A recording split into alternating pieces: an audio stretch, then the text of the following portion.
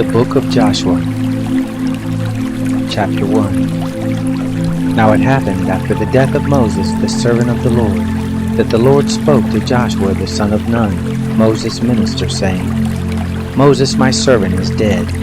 Now therefore arise, go over this Jordan, you and all this people, to the land which I do give to them, even to the children of Israel. Every place that the sole of your foot shall tread on, I have given it to you, as I spoke to Moses. From the wilderness and this Lebanon, even to the great river, the river Euphrates, all the land of the Hittites, and to the great sea toward the going down of the sun, shall be your border. There shall not any man be able to stand before you all the days of your life. As I was with Moses, so I will be with you. I will not fail you nor forsake you. Be strong and of good courage, for you shall cause this people to inherit the land which I swore to their fathers to give them. Only be strong and very courageous, to observe to do according to all the law which Moses my servant commanded you. Don't turn from it to the right hand or to the left, that you may have good success wherever you go.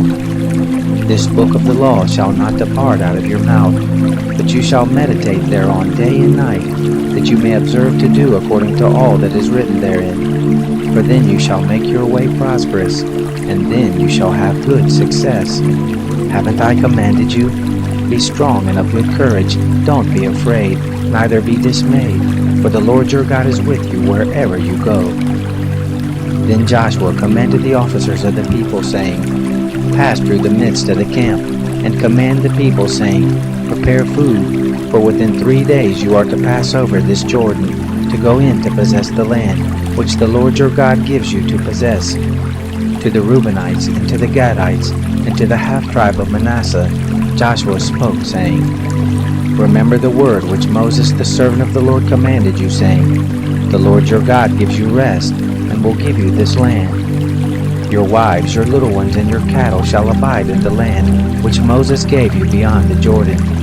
But you shall pass over before your brothers armed, all the mighty men of valor, and shall help them, until the Lord have given your brothers rest, as he has given you. And they also have possessed the land which the Lord your God gives them.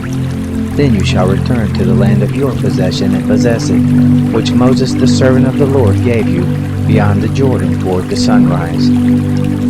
They answered Joshua, saying, All that you have commanded us we will do, and wherever you send us we will go. According as we listened to Moses in all things, so we will listen to you. Only the Lord your God be with you as he was with Moses. Whoever he be who shall rebel against your commandment, and shall not listen to your words in all that you command him, he shall be put to death. Only be strong and of good courage.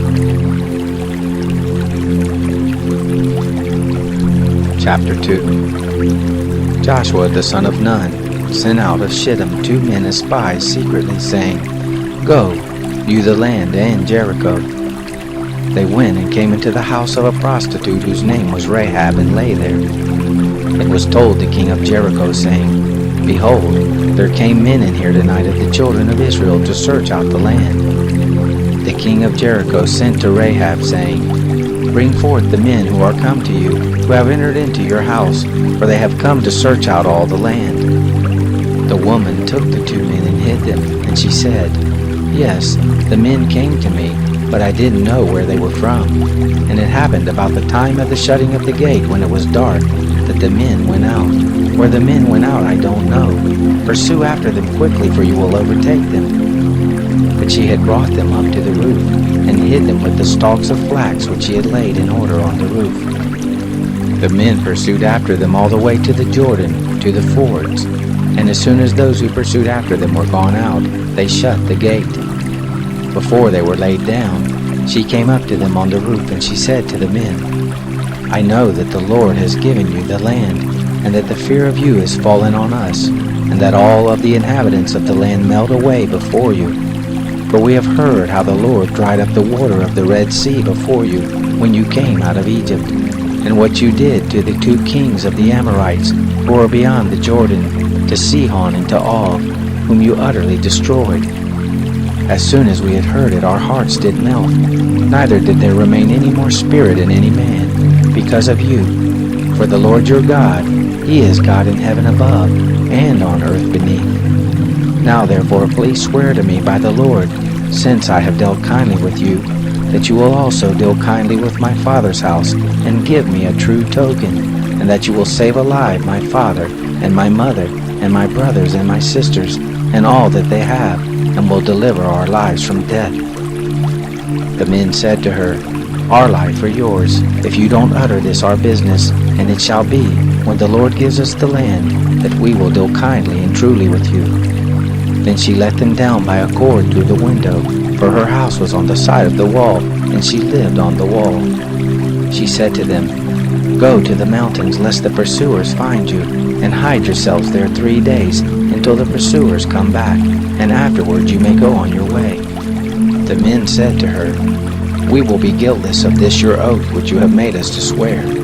Behold, when we come into the land, you shall bind this line of scarlet thread in the window which you let us down by, and you shall gather to you into the house your father and your mother, and your brothers and all your father's household.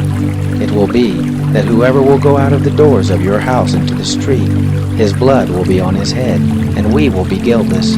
And whoever will be with you in the house, his blood shall be on our head, if any hand be on him. But if you utter this our business, then we will be guiltless of your oath which you have made us to swear. She said, According to your word, so be it. She sent them away, and they departed, and she bound the scarlet line in the window. They went and came to the mountain, and abode there 3 days, until the pursuers were returned. And the pursuers sought them throughout all the way, but didn't find them. Then the 2 men returned, and descended from the mountain, and passed over, and came to Joshua the son of Nun, and they told him all that happened to them. They said to Joshua, Truly the Lord has delivered into our hands all the land, and moreover, all the inhabitants of the land do melt away before us.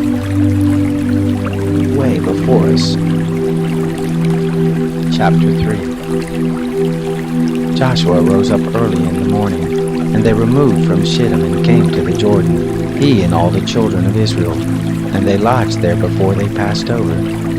It happened after 3 days, that the officers went through the midst of the camp, and they commanded the people, saying, When you see the ark of the covenant of the Lord your God, and the priests the Levites bearing it, then you shall remove from your place and go after it. Yet there shall be a space between you and it, about 2,000 cubits by measure. Don't come near to it, that you may know the way by which you must go, for you have not passed this way before. Joshua said to the people, Sanctify yourselves, for tomorrow the Lord will do wonders among you.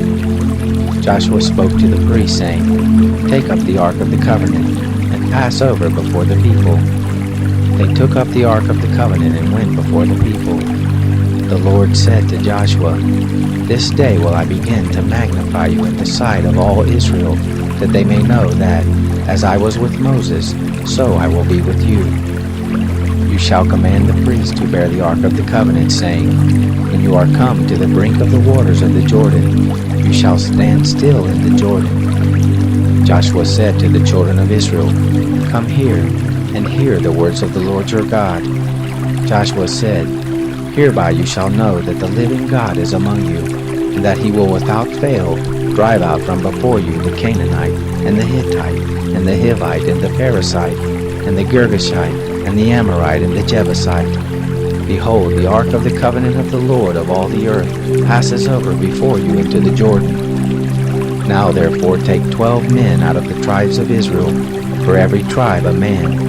It will come to pass when the soles of the feet of the priests who bear the ark of the Lord of all the earth, shall rest in the waters of the Jordan, that the waters of the Jordan shall be cut off, even the waters that come down from above, and they will stand in one heap.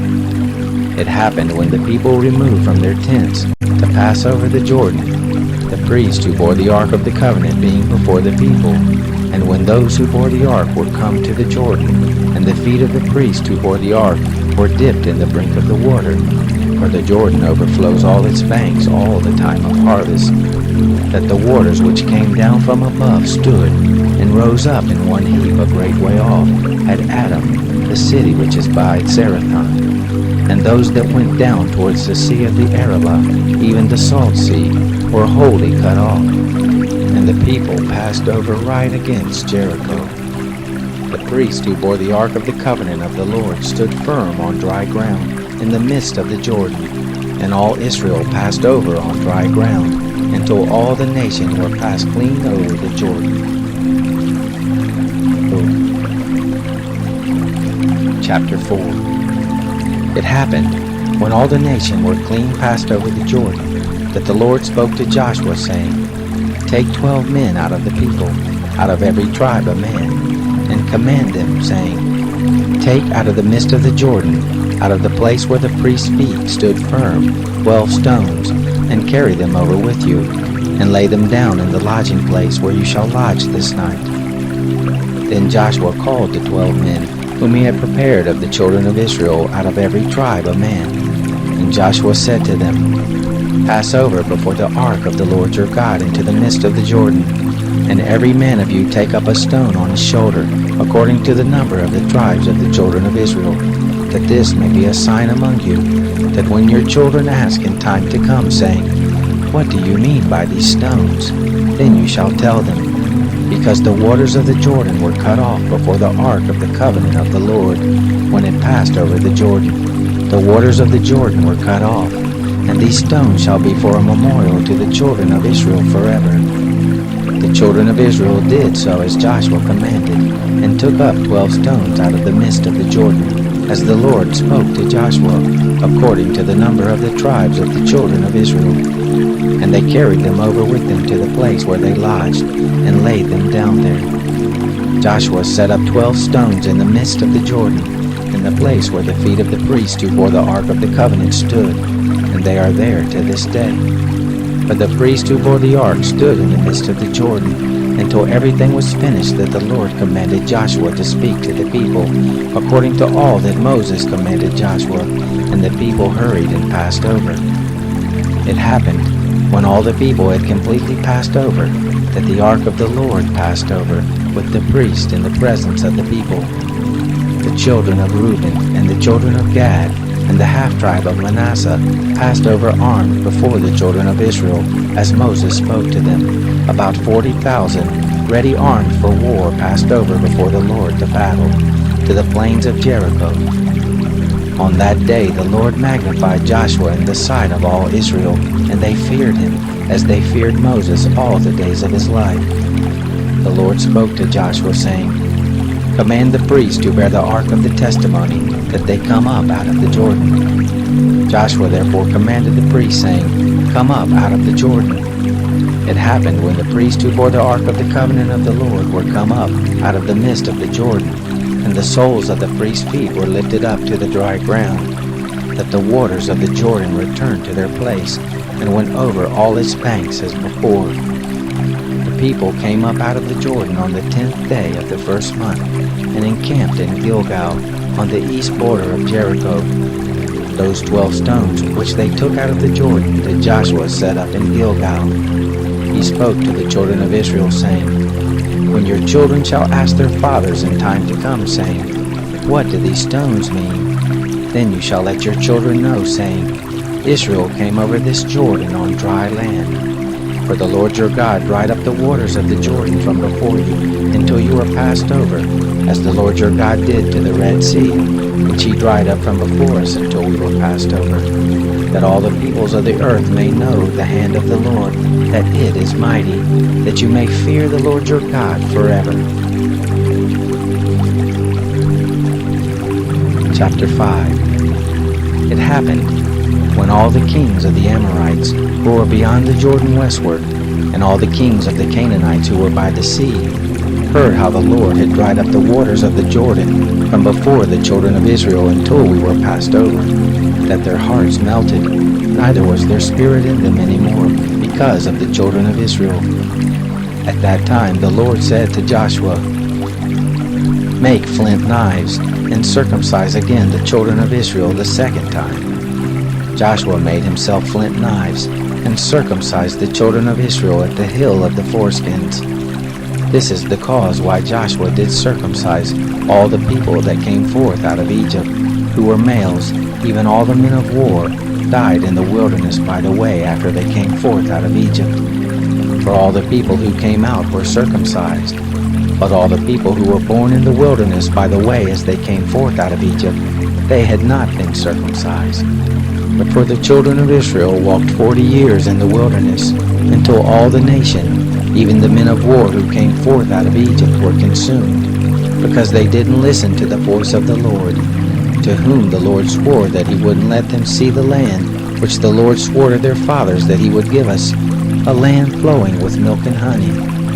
Their children, whom he raised up in their place, them did Joshua circumcise, for they were uncircumcised, because they had not circumcised them by the way. It happened when they had done circumcising all the nation, that they abode in their places in the camp until they were whole. The Lord said to Joshua, This day have I rolled away the reproach of Egypt from off you. Therefore the name of that place was called Gilgal to this day. The children of Israel encamped in Gilgal, and they kept the Passover on the 14th day of the month, at even in the plains of Jericho.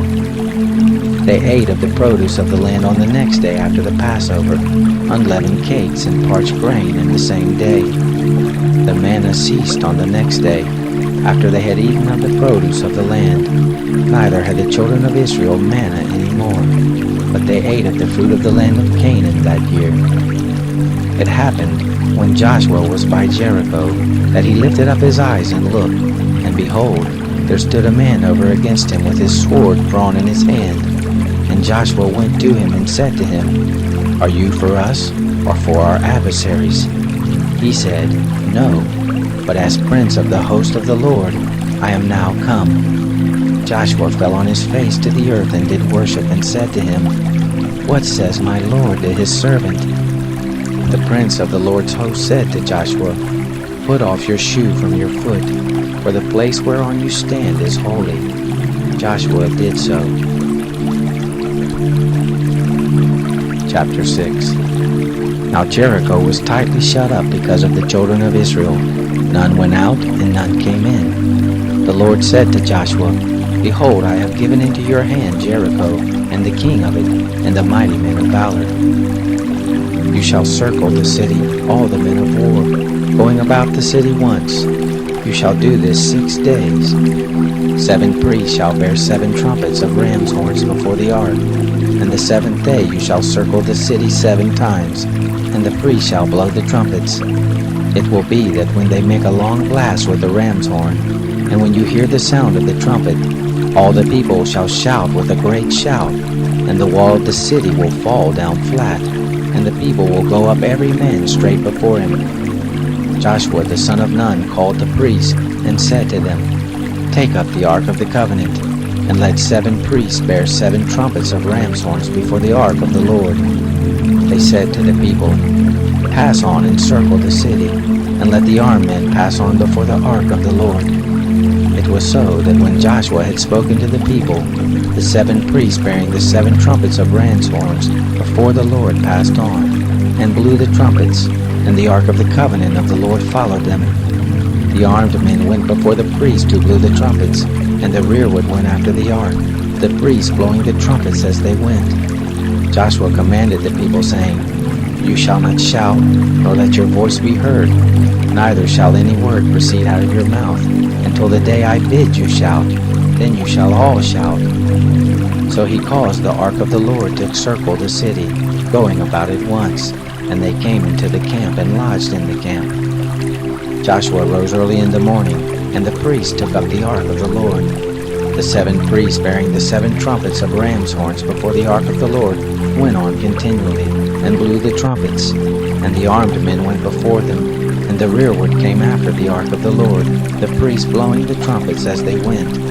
The 2nd day they circled the city once, and returned into the camp. So they did 6 days. It happened on the 7th day, that they rose early at the dawning of the day, and circled the city after the same manner 7 times.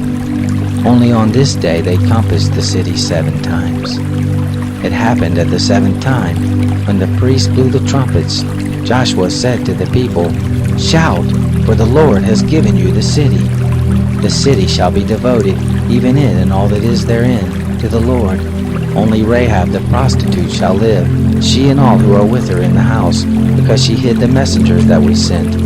But as for you, only keep yourselves from the devoted thing, lest when you have devoted it, you take of the devoted thing, so you would make the camp of Israel accursed and trouble it. But all the silver and gold and vessels of brass and iron are holy to the Lord. They shall come into the treasury of the Lord. So the people shouted, and the priests blew the trumpets. And it happened, when the people heard the sound of the trumpet, that the people shouted with a great shout, and the wall fell down flat, so that the people went up into the city, every man straight before him, and they took the city. They utterly destroyed all that was in the city, both man and woman, both young and old, and ox and sheep and donkey, with the edge of the sword.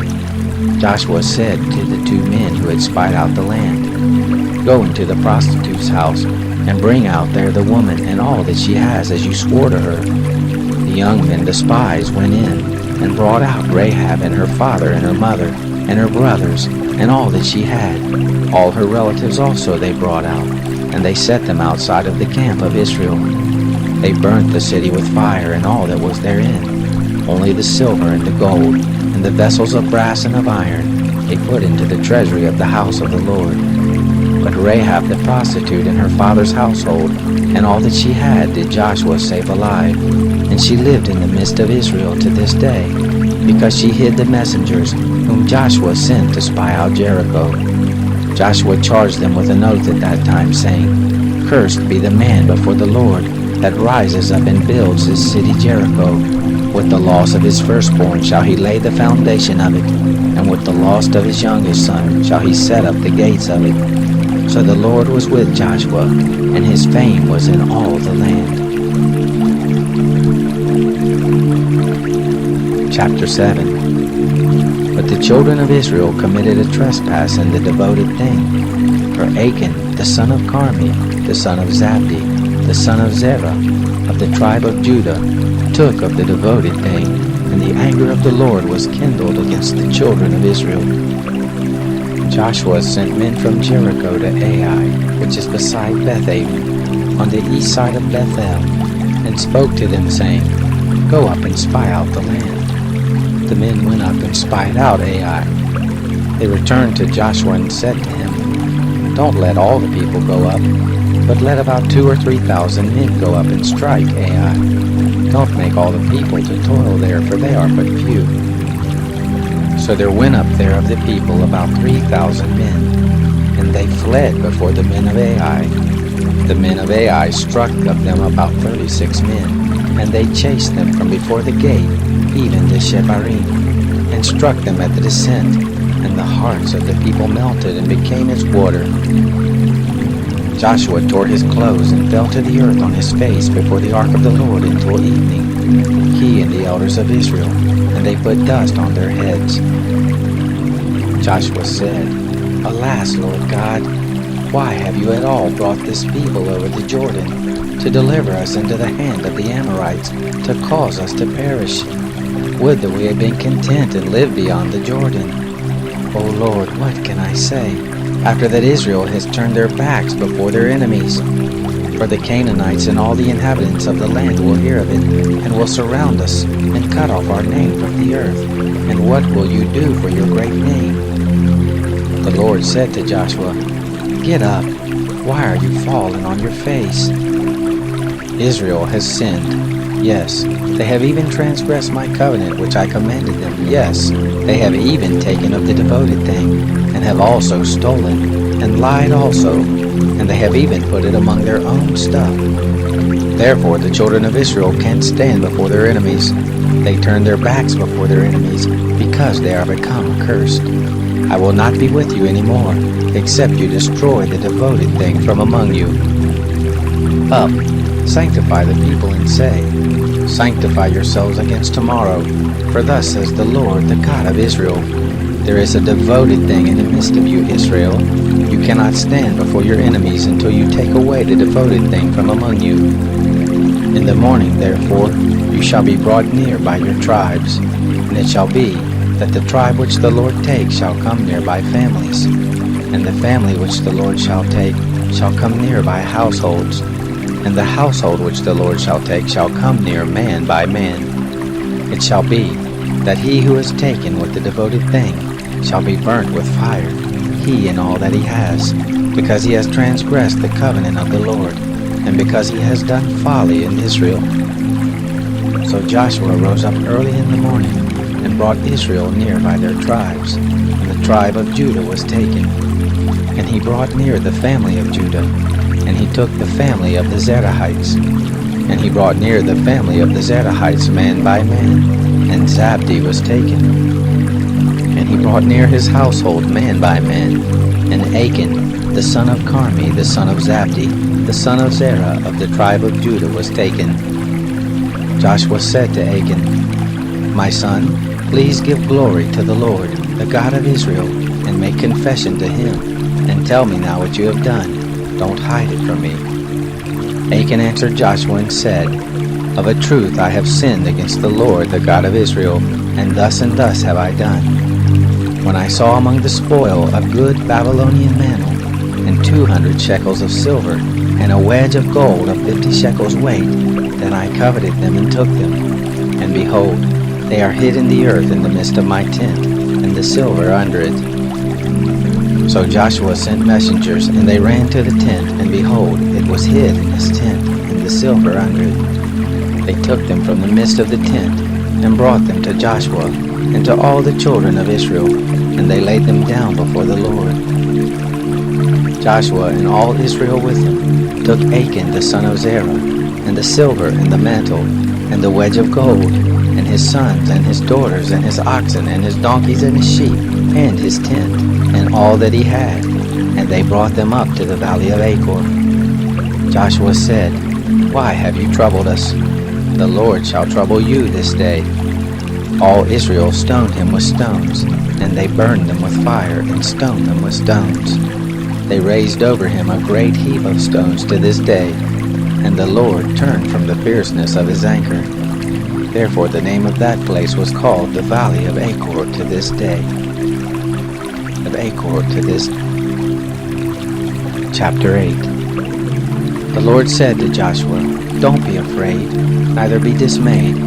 Take all the people of war with you, and arise, go up to Ai. Behold, I have given into your hand the king of Ai, and his people, and his city, and his land. You shall do to Ai and her king as you did to Jericho and her king. Only the spoil of it and the cattle of it shall you take as a prey for yourselves.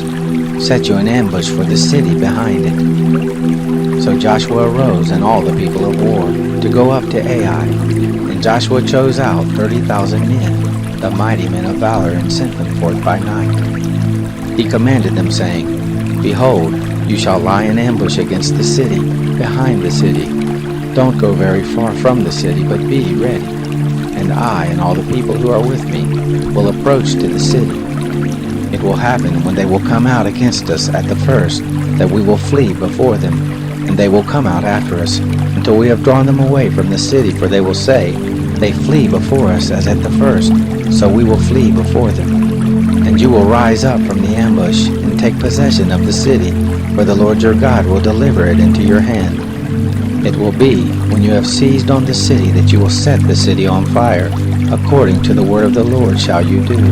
Behold, I have commanded you. Joshua sent them forth, and they went to set up the ambush, and stayed between Bethel and Ai, on the west side of Ai. But Joshua lodged that night among the people. Joshua arose up early in the morning, and mustered the people, and went up, he and the elders of Israel, before the people to Ai. All the people, even the men of war who were with him, went up and drew near, and came before the city, and encamped on the north side of Ai. Now there was a valley between him and Ai. He took about 5,000 men, and set them in ambush between Bethel and Ai on the west side of the city. So they set the people, even all the host who was on the north of the city, and their liers in wait who were on the west of the city. And Joshua went that night into the midst of the valley. It happened, when the king of Ai saw it, that they hurried and rose up early, And the men of the city went out against Israel to battle, he and all his people at the time appointed, before the Arabah. But he didn't know that there was an ambush against him behind the city. Joshua and all Israel made as if they were beaten before them, and fled by the way of the wilderness. All the people who were in the city were called together to pursue after them, and they pursued after Joshua and were drawn away from the city. There was not a man left in Ai or Bethel who didn't go out after Israel, and they left the city open and pursued after Israel. The Lord said to Joshua, "Stretch out the javelin that is in your hand toward Ai, for I will give it into your hand." Joshua stretched out the javelin that was in his hand toward the city. The ambush arose quickly out of their place, and they ran as soon as he had stretched out his hand, and entered into the city and took it, and they hurried and set the city on fire. When the men of Ai looked behind them, they saw, and behold, the smoke of the city ascended up to heaven, and they had no power to flee this way or that way, and the people who fled to the wilderness turned back on the pursuers. When Joshua and all Israel saw that the ambush had taken the city, and that the smoke of the city ascended, then they turned again, and killed the men of Ai. The others came forth out of the city against them. So they were in the midst of Israel, some on this side, and some on that side, and they struck them, so that they let none of them remain or escape. The king of Ai they took alive, and brought him to Joshua. It happened when Israel had made an end of killing all the inhabitants of Ai in the field, in the wilderness in which they pursued them, and they were all fallen by the edge of the sword until they were consumed, that all Israel returned to Ai, and struck it with the edge of the sword. All that fell that day, both of men and women, were 12,000, even all the men of Ai. For Joshua didn't draw back his hand with which he stretched out the javelin, until he had utterly destroyed all the inhabitants of Ai. Only the cattle and the spoil of that city Israel took for prey to themselves, according to the word of the Lord which he commanded Joshua. So Joshua burnt Ai, and made it a heap forever, even a desolation to this day. The king of Ai he hanged on a tree until the evening, and at the going down of the sun Joshua commanded, and they took his body down from the tree, and cast it at the entrance of the gate of the city, and raised thereon a great heap of stones to this day. Then Joshua built an altar to the Lord, the God of Israel, in Mount Ebal, as Moses the servant of the Lord commanded the children of Israel, as it is written in the book of the law of Moses, an altar of uncut stones, on which no man had lifted up any iron. And they offered thereon burnt offerings to the Lord, and sacrificed peace offerings. He wrote there on the stones a copy of the law of Moses, which he wrote in the presence of the children of Israel. All Israel and their elders and officers and their judges stood on this side of the ark, and on that side before the priests, the Levites, who bore the ark of the covenant of the Lord, as well as the foreigner and the native, half of them in front of Mount Gerizim, and half of them in front of Mount Ebal, as Moses the servant of the Lord had commanded at the first, that they should bless the people of Israel. Afterward he read all the words of the law, the blessing and the curse, according to all that is written in the book of the law. There was not a word of all that Moses commanded which Joshua didn't read before all the assembly of Israel, and the women, and the little ones, and the foreigners who were among them.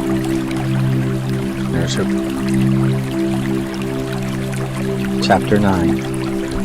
It happened, when all the kings who were beyond the Jordan in the hill country, and in the lowland, and on all the shore of the great sea in front of Lebanon, the Hittite and the Amorite, the Canaanite, the Perizzite, the Hivite, and the Jebusite heard of it, that they gathered themselves together to fight with Joshua and with Israel with one accord.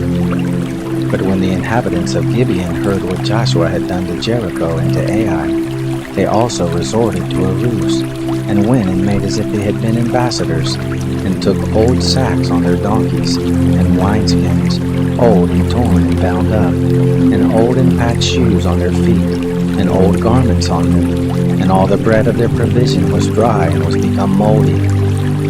They went to Joshua to the camp at Gilgal, and said to him, and to the men of Israel, "We are come from a far country, Now therefore make a covenant with us." The men of Israel said to the Hivites, "What if you dwell among us, and how shall we make a covenant with you?" They said to Joshua, "We are your servants." Joshua said to them, "Who are you, and from where do you come?" They said to him, "From a very far country your servants are come, because of the name of the Lord your God. For we have heard the fame of him, and all that he did in Egypt, and all that he did to the 2 kings of the Amorites who were beyond the Jordan, to Sihon king of Heshbon, and to Og king of Bashan, who was at Ashtaroth. Our elders and all the inhabitants of our country spoke to us, saying, 'Take provision in your hand for the journey, and go to meet them, and tell them, We are your servants, and now make a covenant with us. This our bread we took hot for our provision out of our houses on the day we came forth to go to you. But now, behold, it is dry and has become moldy. And these wineskins which we filled were new, and behold, they are torn. And these our garments and our shoes are become old by reason of the very long journey.' The men took of their provision, and didn't ask counsel at the mouth of the Lord. Joshua made peace with them, and made a covenant with them to let them live. And the princes of the congregation swore to them. It happened at the end of 3 days after they had made a covenant with them, that they heard that they were their neighbors, and that they lived among them. The children of Israel traveled and came to their cities on the 3rd day. Now their cities were Gibeon, and Shephirah, and Beeroth, and Kiriath Jearim. The children of Israel didn't strike them, because the princes of the congregation had sworn to them by the Lord, the God of Israel. All the congregation murmured against the princes. But all the princes said to all the congregation, "We have sworn to them by the Lord, the God of Israel. Now therefore we may not touch them. This we will do to them, and let them live, lest wrath be on us, because of the oath which we swore to them." The princes said to them, "Let them live." So they became woodcutters and drawers of water to all the congregation, as the princes had spoken to them. Joshua called for them, and he spoke to them, saying, "Why have you deceived us, saying, 'We are very far from you,' when you dwell among us? Now therefore you are cursed, and there shall never fail to be of you bondservants, both woodcutters and drawers of water for the house of my God." They answered Joshua and said, "Because it was certainly told your servants, how that the Lord your God commanded his servant Moses to give you all the land, and to destroy all the inhabitants of the land from before you. Therefore we were sore afraid for our lives because of you, and have done this thing. Now behold, we are in your hand. As it seems good and right to you, do to us." So did he to them, and delivered them out of the hand of the children of Israel, that they didn't kill them. That day Joshua made those woodcutters and drawers of water for the congregation, and for the altar of the Lord to this day, in the place which he should choose. Chapter 10. Now it happened, when Adonizedek, king of Jerusalem, heard how Joshua had taken Ai, and had utterly destroyed it, as he had done to Jericho and her king, so he had done to Ai and her king, and how the inhabitants of Gibeon had made peace with Israel and were among them, that they feared greatly, because Gibeon was a great city, as one of the royal cities, and because it was greater than Ai, and all the men of it were mighty. Therefore Adonizedek, king of Jerusalem, sent to Hoham, king of Hebron, and to Piram, king of Jarmuth, and to Japhia, king of Lachish, and to Deber, king of Eglon, saying, "Come up to me and help me, and let us strike Gibeon, for it has made peace with Joshua and with the children of Israel." Therefore the 5 kings of the Amorites, the king of Jerusalem, the king of Hebron, the king of Jarmuth, the king of Lachish, the king of Eglon, gathered themselves together and went up, they and all their host, and encamped against Gibeon and made war against it. The men of Gibeon sent to Joshua to the camp to Gilgal, saying, "Don't slack your hand from your servants. Come up to us quickly and save us, and help us, for all the kings of the Amorites that dwell in the hill country are gathered together against us." So Joshua went up from Gilgal, he and all the people of war with him, and all the mighty men of valor. The Lord said to Joshua, "Don't fear them, for the Lord your God is with you wherever you go." So Joshua went up from Gilgal, he and all the people of war with him, and all the mighty men of valor. The Lord said to Joshua, "Don't fear them, for the Lord your God is with you wherever you go." For I have delivered them into your hands, therefore shall not a man of them stand before you. Joshua therefore came on them suddenly, for he went up from Gilgal all the night. The Lord confused them before Israel, and he killed them with a great slaughter at Gibeon, and chased them by the way of the Asin of Beth-horon, and struck them to Asakah and to Makkedah. It happened, as they fled from before Israel, while they were at the descent of Beth-horon, that the Lord cast down great stones from the sky on them to Asakah, and they died. And there were more who died with the hailstones than they whom the children of Israel killed with the sword. Then Joshua spoke to the Lord in the day when the Lord delivered up the Amorites before the children of Israel. And he said in the sight of Israel, Sun, stand still on Gibeon, you, moon, in the valley of Ajalon. The sun stood still and the moon stayed, until the nation had avenged themselves of their enemies. Isn't this written in the book of Jashar? The sun stayed in the midst of the sky, and didn't hurry to go down about a whole day.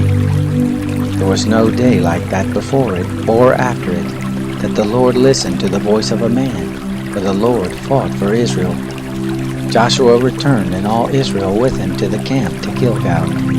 These 5 kings fled, and hid themselves in the cave at Makkedah. It was told Joshua, saying, The 5 kings are found hidden in a cave at Makkedah. Joshua said, Roll great stones to the mouth of the cave, and set men by it to keep them. But don't stay. Pursue after your enemies, and strike the hindmost of them. Don't allow them to enter into their cities, for the Lord your God has delivered them into your hand. It happened when Joshua and the children of Israel had made an end of killing them with a very great slaughter, until they were consumed, and the remnant which remained of them had entered into the fortified cities, that all the people returned to the camp to Joshua at Makkedah in peace. None moved his tongue against any of the children of Israel. Then Joshua said, Open the mouth of the cave, and bring forth those 5 kings to me out of the cave. They did so, and brought forth the 5 kings to him out of the cave, the king of Jerusalem, the king of Hebron, the king of Jarmuth, the king of Lachish, the king of Eglon. It happened, when they brought forth those kings to Joshua, that Joshua called for all the men of Israel, and said to the chiefs of the men of war who went with him, Come near, put your feet on the necks of these kings. They came near, and put their feet on the necks of them. Joshua said to them, Don't be afraid, nor be dismayed. Be strong and of good courage, for thus shall the Lord do to all your enemies against whom you fight. Afterward Joshua struck them, and put them to death, and hanged them on 5 trees, and they were hanging on the trees until the evening. It happened at the time of the going down of the sun that Joshua commanded, and they took them down off the trees, and cast them into the cave in which they had hidden themselves, and laid great stones on the mouth of the cave to this very day. Joshua took Makkedah on that day, and struck it with the edge of the sword, and the king of it. He utterly destroyed them and all the souls who were therein. He left none remaining, and he did to the king of Makkedah as he had done to the king of Jericho. Joshua passed from Makkedah and all Israel with him to Libnah, and fought against Libnah, and the Lord delivered it also and the king of it into the hand of Israel. And he struck it with the edge of the sword, and all the souls who were therein. He left none remaining in it, and he did to the king of it as he had done to the king of Jericho. Joshua passed from Libnah and all Israel with him to Lachish, and encamped against it, and fought against it. And the Lord delivered Lachish into the hand of Israel. And he took it on the 2nd day, and struck it with the edge of the sword, and all the souls who were therein, according to all that he had done to Libnah. Then Horam king of Geser came up to help Lachish, and Joshua struck him and his people, until he had left him none remaining. Joshua passed from Lachish, and all Israel with him to Eglon, and they encamped against it, and fought against it. And they took it on that day, and struck it with the edge of the sword, and all the souls who were therein he utterly destroyed that day, according to all that he had done to Lachish. Joshua went up from Eglon, and all Israel with him to Hebron, and they fought against it, and they took it, and struck it with the edge of the sword, and the king of it, and all the cities of it, and all the souls who were therein. He left none remaining, according to all that he had done to Eglon, but he utterly destroyed it, and all the souls who were therein. Joshua returned, and all Israel with him, to Debir, and fought against it, and he took it, and the king of it, and all the cities of it, and they struck them with the edge of the sword, and utterly destroyed all the souls who were therein. He left none remaining, as he had done to Hebron, so he did to Debir, and to the king of it, as he had also done to Libnah and the king of it. So Joshua struck all the land, the hill country in the south, and the lowland, and the slopes, and all their kings. He left none remaining, but he utterly destroyed all that breathed, as the Lord, the God of Israel, commanded. Joshua struck them from Kadesh Barnea even to Gaza, and all the country of Goshen even to Gibeon. All these kings and their land did Joshua take at one time, because the Lord, the God of Israel, fought for Israel. Joshua returned, and all Israel with him, to the camp to Gilgal. Chapter 11. It happened, when Jabin, king of Hazor, heard of it, that he sent to Jobab, king of Madon, and to the king of Shimron, and to the king of Akshap, and to the kings who were on the north in the hill country, and in the Arabah south of Jinneroth, and in the lowland, and in the heights of Dor on the west, to the Canaanite on the east and on the west, and the Amorite, and the Hittite, and the Perizzite, and the Jebusite in the hill country, and the Hivite under Hermon in the land of Mizpah. They went out, they and all their hosts with them, many people, even as the sand that is on the seashore in multitude, with horses and chariots very many. All these kings met together, and they came and encamped together at the waters of Merom to fight with Israel. The Lord said to Joshua, "Don't be afraid because of them, for tomorrow at this time I will deliver them up, all slain before Israel. You shall hamstring their horses, and burn their chariots with fire." So Joshua came, and all the people of war with him, against them by the waters of Merom suddenly, and fell on them. The Lord delivered them into the hand of Israel, and they struck them, and chased them to Sidon, and to Misrephoth-Maim, and to the valley of Mizpah eastward, and they struck them, until they left them none remaining. Joshua did to them as the Lord bade him. He hamstrung their horses, and burnt their chariots with fire. Joshua turned back at that time, and took Hazor, and struck the king of it with the sword, for Hazor before was the head of all those kingdoms. They struck all the souls who were therein with the edge of the sword, utterly destroying them. There was none left who breathed, and he burnt Hazor with fire. All the cities of those kings, and all the kings of them, did Joshua take, and he struck them with the edge of the sword, and utterly destroyed them, as Moses the servant of the Lord commanded. But as for the cities that stood on their mounds, Israel burned none of them, save Hazor only, that did Joshua burn. All the spoil of these cities and the cattle, the children of Israel took for a prey to themselves, but every man they struck with the edge of the sword, until they had destroyed them, neither left they any who breathed. As the Lord commanded Moses his servant, so did Moses command Joshua, and so Joshua did. He left nothing undone of all that the Lord commanded Moses. So Joshua took all that land, the hill country, and all the south, and all the land of Goshen, and the lowland, and the Arabah, and the hill country of Israel, and the lowland of the same, from Mount Halak that goes up to Seir, even to Baal-Gad in the valley of Lebanon under Mount Hermon. And all their kings he took, and struck them, and put them to death. Joshua made war a long time with all those kings. There was not a city that made peace with the children of Israel, save the Hivites, the inhabitants of Gibeon. They took all in battle. For it was of the Lord to harden their hearts to come against Israel in battle, that he might utterly destroy them, that they might have no favor, but that he might destroy them, as the Lord commanded Moses.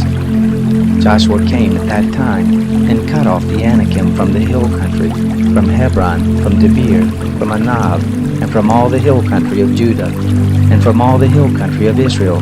Joshua utterly destroyed them with their cities. There was none of the Anakim left in the land of the children of Israel. Only in Gaza, in Gath, and in Ashdod did some remain. So Joshua took the whole land, according to all that the Lord spoke to Moses. And Joshua gave it for an inheritance to Israel, according to their divisions by their tribes. The land had rest from war. Chapter 12. Now these are the kings of the land, whom the children of Israel struck, and possessed their land beyond the Jordan, toward the sunrise, from the valley of Arnon to Mount Hermon, and all the Arabah eastward. Sihon, king of the Amorites, who lived in Heshbon and ruled from Aroer, which is on the edge of the valley of Arnon, and the city that is in the middle of the valley, and half Gilead, even to the river Jabbok, the border of the children of Ammon, and the Arabah to the sea of Chinneroth eastward, and to the sea of the Arabah, even the salt sea, eastward, the way to Beth Jesimoth, and on the south under the slopes of Pisgah, and the borders of Og, king of Bashan, of the remnant of the Rephaim, who lived at Ashtaroth and at Edrei, and ruled in Mount Hermon, and in Salakah, and in all Bashan, to the border of the Gershurites, and the Maccathites, and half Gilead, the border of Sihon, king of Heshbon. Moses, the servant of the Lord, and the children of Israel struck them. And Moses, the servant of the Lord, gave it for a possession to the Reubenites, and the Gadites, and the half-tribe of Manasseh. These are the kings of the land whom Joshua and the children of Israel struck beyond the Jordan westward, from Baal-Gad in the valley of Lebanon, even to Mount Halak, that goes up to Seir. And Joshua gave it to the tribes of Israel for a possession according to their divisions, in the hill country, and in the lowland, and in the Arabah, and in the slopes, and in the wilderness, and in the south, the Hittite, the Amorite, and the Canaanite, the Perizzite, the Hivite, and the Jebusite, the king of Jericho, the king of Ai, which is beside Bethel, the king of Jerusalem, the king of Hebron, the king of Jarmuth, the king of Lachish, the king of Eglon, the king of Gezer, the king of Debir, the king of Geder, the king of Hormah, the king of Arad, the king of Libnah, the king of Adullam, the king of Makkedah, the king of Bethel, the king of Tappuah, the king of Hepher, the king of Aphek, the king of Lasharon, the king of Madon, the king of Hazor, the king of Shimron Meron, the king of Akshah, the king of Taanach, the king of Megiddo, the king of Kedesh, the king of Jokneam in Carmel, the king of Dor in the height of Dor, the king of Goim in Gilgal, the king of Tirzah, all the kings 31. Chapter 13. Now Joshua was old and well stricken in years, and the Lord said to him, You are old and well stricken in years, and there remains yet very much land to be possessed.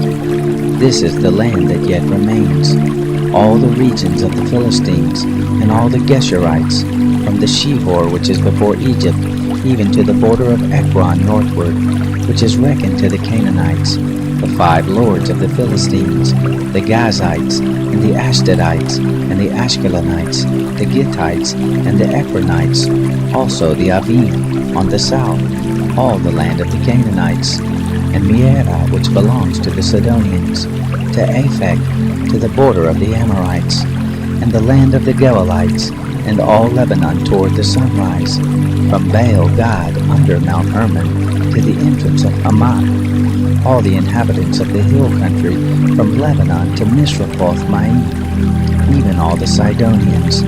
Them I will drive out from before the children of Israel. Only allot you it to Israel for an inheritance, as I have commanded you. Now therefore divide this land for an inheritance to the 9 tribes, and the half-tribe of Manasseh.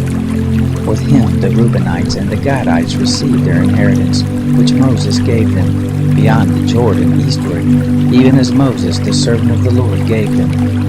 From Aroer, that is on the edge of the valley of Arnon, and the city that is in the middle of the valley, and all the plain of Medeba to Dibon, and all the cities of Sihon, king of the Amorites, who reigned in Heshbon, to the border of the children of Ammon, and Gilead, and the border of the Geshurites and the Maccathites, and all Mount Hermon, and all Bashan to Salakah, all the kingdom of Og in Bashan, who reigned in Ashtaroth and in Edrei. The same was left of the remnant of the Rephaim. For these did Moses strike, and drove them out. Nevertheless, the children of Israel didn't drive out the Geshurites, nor the Maccathites, but Geshur and Maacath dwell in the midst of Israel to this day. Only to the tribe of Levi he gave no inheritance. The offerings of the Lord, the God of Israel, made by fire are his inheritance, as he spoke to him. Moses gave to the tribe of the children of Reuben according to their families. Their border was from Aroer, that is on the edge of the valley of the Arnon, and the city that is in the middle of the valley, and all the plain by Medeba, Heshbon, and all its cities that are in the plain, Dibon, and Bamoth Baal, and Beth Baal Meon, and Jahaz, and Kedemoth, and Nephath, and Kiriathaim, and Sibmah, and Zereth Shachar, in the mount of the valley, and Beth Peor, and the slopes of Pisgah, and Beth Jesamoth, and all the cities of the plain, and all the kingdom of Sihon, king of the Amorites, who reigned in Heshbon, whom Moses struck with the chiefs of Midian, Ebi, and Rekem, and Zur, and Hur, and Reba, the princes of Sihon, who lived in the land. Balaam also, the son of Beor, the soothsayer, did the children of Israel kill with the sword among the rest of their slain. The border of the children of Reuben was the Jordan, and the border of it.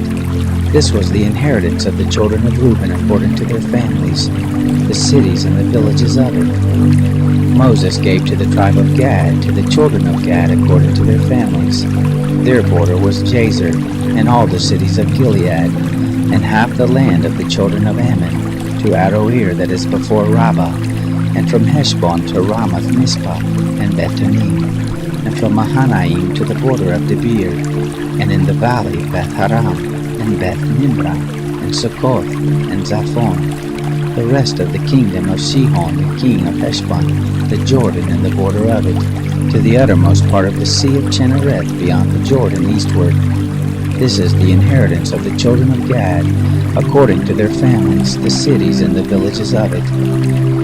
Moses gave inheritance to the half-tribe of Manasseh, and it was for the half-tribe of the children of Manasseh, according to their families.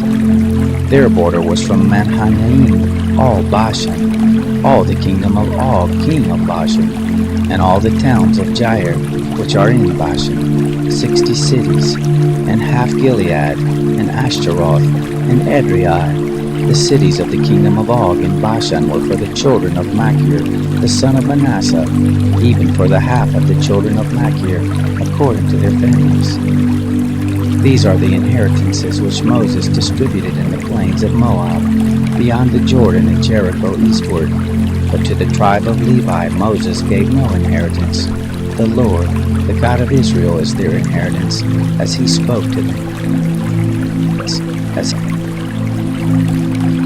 Chapter 14. These are the inheritances which the children of Israel took in the land of Canaan, which Eleazar the priest, and Joshua the son of Nun, and the heads of the fathers' houses of the tribes of the children of Israel distributed to them, by the lot of their inheritance, as the Lord commanded by Moses, for the 9 tribes and for the half-tribe. For Moses had given the inheritance of the 2 tribes and the half-tribe beyond the Jordan, but to the Levites he gave no inheritance among them. For the children of Joseph were 2 tribes, Manasseh and Ephraim, and they gave no portion to the Levites in the land, save cities to dwell in, with the suburbs of it for their cattle and for their substance. As the Lord commanded Moses, so the children of Israel did, and they divided the land. Then the children of Judah drew near to Joshua in Gilgal, and Caleb, the son of Jephunneh, the Kenizzite, said to him, You know the thing that the Lord spoke to Moses, the man of God, concerning me and concerning you in Kadesh Barnea. 40 years old was I when Moses, the servant of the Lord, sent me from Kadesh Barnea to spy out the land. And I brought him word again as it was in my heart. Nevertheless, my brothers who went up with me made the heart of the people melt, but I wholly followed the Lord my God. Moses swore on that day, saying, Surely the land whereon your foot is trodden shall be an inheritance to you and to your children forever, because you have wholly followed the Lord my God. Now behold, the Lord has kept me alive as he spoke these 45 years, from the time that the Lord spoke this word to Moses, while Israel walked in the wilderness. And now, behold, I am this day 85 years old.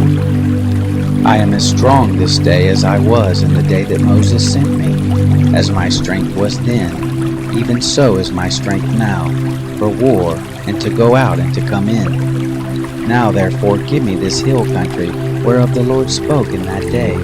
For you heard in that day how the Anakim were there, and cities great and fortified.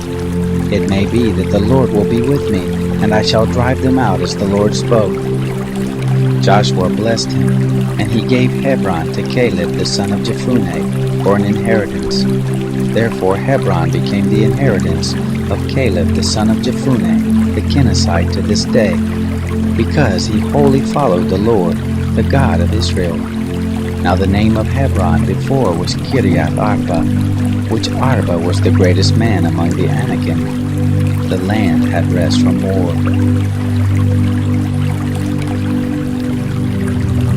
Chapter 15. The lot for the tribe of the children of Judah, according to their families, was to the border of Edom, even to the wilderness of Zin southward, at the uttermost part of the south.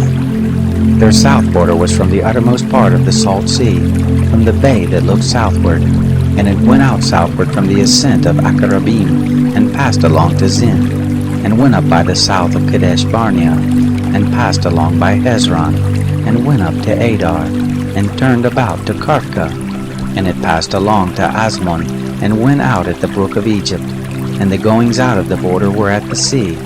This shall be your south border. The east border was the Salt Sea, even to the end of the Jordan. The border of the north quarter was from the bay of the sea at the end of the Jordan, and the border went up to Beth Hoglah, and passed along by the north of Beth Arabah, and the border went up to the stone of Bohan the son of Reuben, and the border went up to Debir, from the valley of Achor, and so northward, looking toward Gilgal, that is over against the ascent of Adumim, which is on the south side of the river. And the border passed along to the waters of En-Shemesh, and the goings out of it were at En-Rogel. And the border went up by the valley of the son of Hinnom, to the side of the Jebusite southward, the same as Jerusalem. And the border went up to the top of the mountain that lies before the valley of Hinnom westward, which is at the uttermost part of the valley of Rephaim northward. And the border extended from the top of the mountain to the spring of the waters of Nephtoah, and went out to the cities of Mount Ephron. And the border extended to Bela, the same as Kiriath Jearim. And the border turned out from Bela westward to Mount Seir, and passed along to the side of Mount Jearim on the north, the same as Chesalon, and went down to Beth Shemesh, and passed along by Timnah. And the border went out to the side of Ekron northward, and the border extended to Shikaron, and passed along to Mount Bela, and went out at Jabneel, and the goings out of the border were at the sea. The west border was to the great sea, and the border of it. This is the border of the children of Judah round about according to their families. To Caleb the son of Jephunneh he gave a portion among the children of Judah, according to the commandment of the Lord to Joshua, even Kiriath Arba, which Arba was the father of Anak, the same as Hebron. Caleb drove out there the three sons of Anak, Sheshai, and Ahiman, and Talmai, the children of Anak. He went up there against the inhabitants of Debir. Now the name of Debir before was Kiriath Sepher. Caleb said, He who strikes Kiriath Sepher and takes it, to him will I give Aksha, my daughter, as wife. Othniel, the son of Kenaz, the brother of Caleb, took it, and he gave him Aksha his daughter as wife. It happened when she came to him, that she moved him to ask of her father a field. And she alighted from off her donkey, and Caleb said, What do you want? She said, Give me a blessing, for you have set me in the land of the south. Give me also springs of water. He gave her the upper springs and the lower springs. This is the inheritance of the tribe of the children of Judah, according to their families. The uttermost cities of the tribe of the children of Judah toward the border of Edom in the south were Kabzeel and Eder and Jagur, and Kina and Dimona and Adada, and Kadesh, and Hazor and Ithan, and Telim, and Baaloth, Hazor Hadada, Kerioth Hezron, the same as Hazor, Ammon and Shema and Molada, and Hazar Gadah, and Heshmon, and Beth Pelet, and Hazar Shual, and Beersheba, and Biziothia, and Bela, and Aim, and Ezem, and Eltolad, and Chesel, and Hormah, and Ziklag, and Madmana, and Sana, and Laboth, and Shilhim, and Aim, and Rimmon. All the cities are 29, with their villages. In the lowlands, Eshtaol, and Zorah, and Ashna, and Zanoah, and Enganim, Tapua, and Enam, Jarmuth, and Adullam, Soka, Azekah, and Shaaraim, and Adithaim, and Gedera, and Gederothaim, 14 cities with their villages. Zenon, and Hadasha, and Migdal Gad, and Dilian, and Mizpah, and Joktiel, Lachish, and Bosca, and Eglon, and Gabon, and Laman, and Chidlish, and Gederoth, Beth Dagon, and Naamah, and Makkedah, 16 cities with their villages. Libnah, and Ether, and Ashan, and Iftah, and Asna, and Nazib, and Kela, and Akzib, and Maresha, 9 cities with their villages. Ekron with its towns and its villages. From Ekron even to the sea, all that were by the side of Ashdod with their villages. Ashdod its towns and its villages. Gaza its towns and its villages, to the brook of Egypt, and the great sea in the border of it. In the hill country, Shamir, and Jatir, and Soko, and Dana, and Kiriath-Sana, the same as Debir, and Anab, and Eshtemo, and Anim, and Goshen, and Holon, and Gilo, 11 cities with their villages. Arab, and Duma, and Ishan, and Janim, and Beth Tapua, and Aphekah, and Humta, and Kiriath Arba, the same as Hebron, and Zior, 9 cities with their villages. Maon, Carmel, and Ziph, and Juta, and Jezreel, and Jokdeam, and Zanoah, Gaim, Gibeah, and Timnah, 10 cities with their villages. Halhul, Besur, and Gedor, and Marath, and Beth-Anon, and Eltekon, 6 cities with their villages. Kiriath Baal, the same as Kiriath Jearim, and Rabbah, 2 cities with their villages. In the wilderness, Beth Araba, Middin, and Sakaka, and Nibshan, and the city of Salt, and En-Gedi, 6 cities with their villages. As for the Jebusites, the inhabitants of Jerusalem, the children of Judah couldn't drive them out, but the Jebusites dwell with the children of Judah at Jerusalem to this day.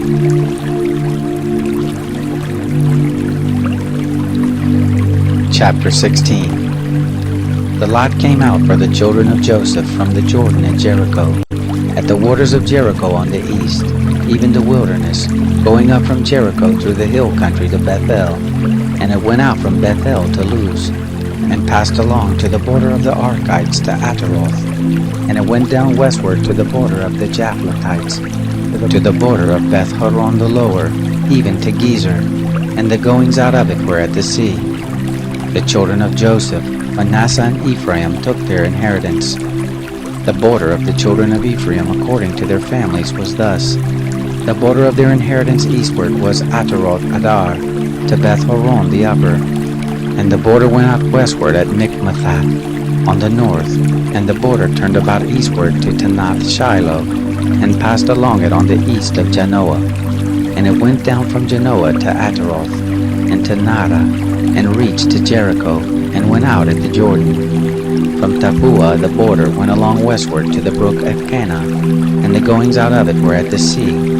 This is the inheritance of the tribe of the children of Ephraim, according to their families, together with the cities which were set apart for the children of Ephraim, in the midst of the inheritance of the children of Manasseh, all the cities with their villages. They didn't drive out the Canaanites who lived in Gezer, but the Canaanites dwell in the midst of Ephraim to this day, and are become servants to do forced labor.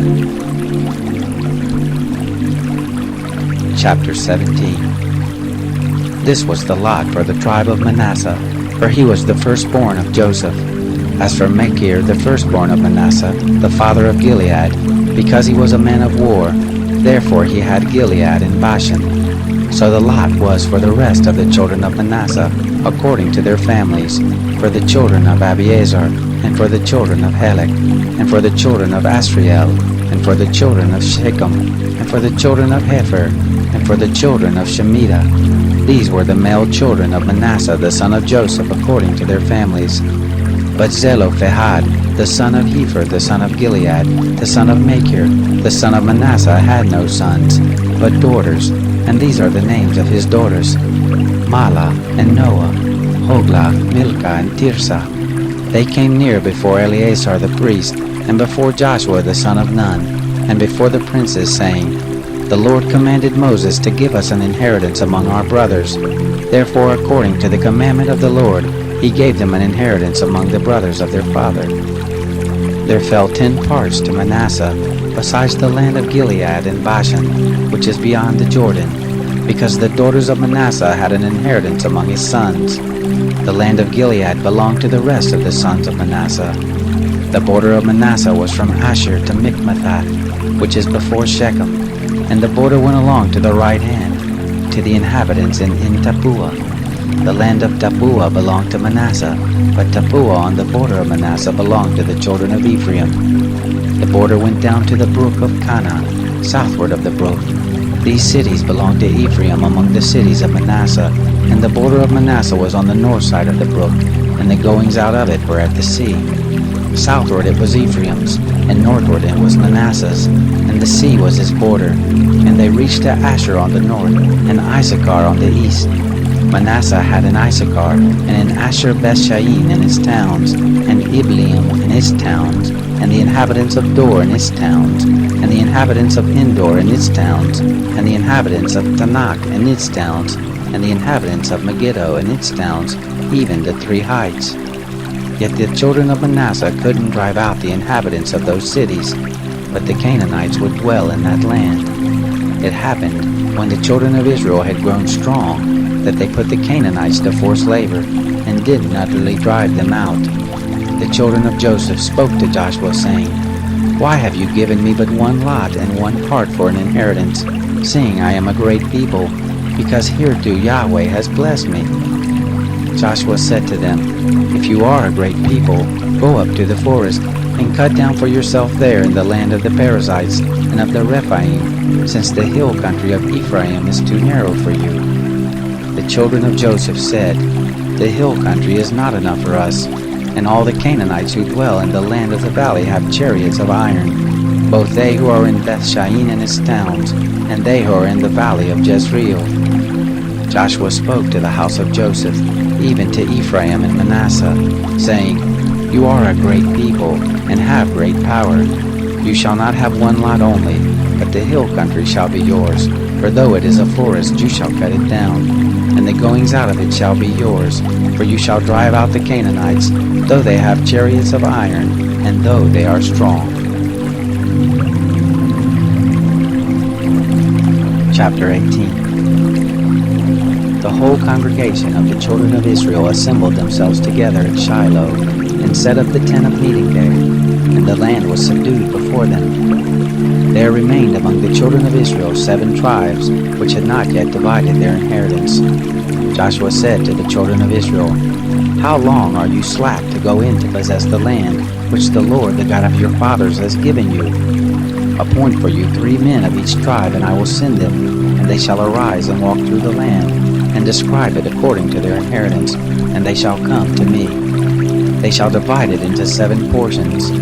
Judah shall abide in his border on the south, and the house of Joseph shall abide in their border on the north.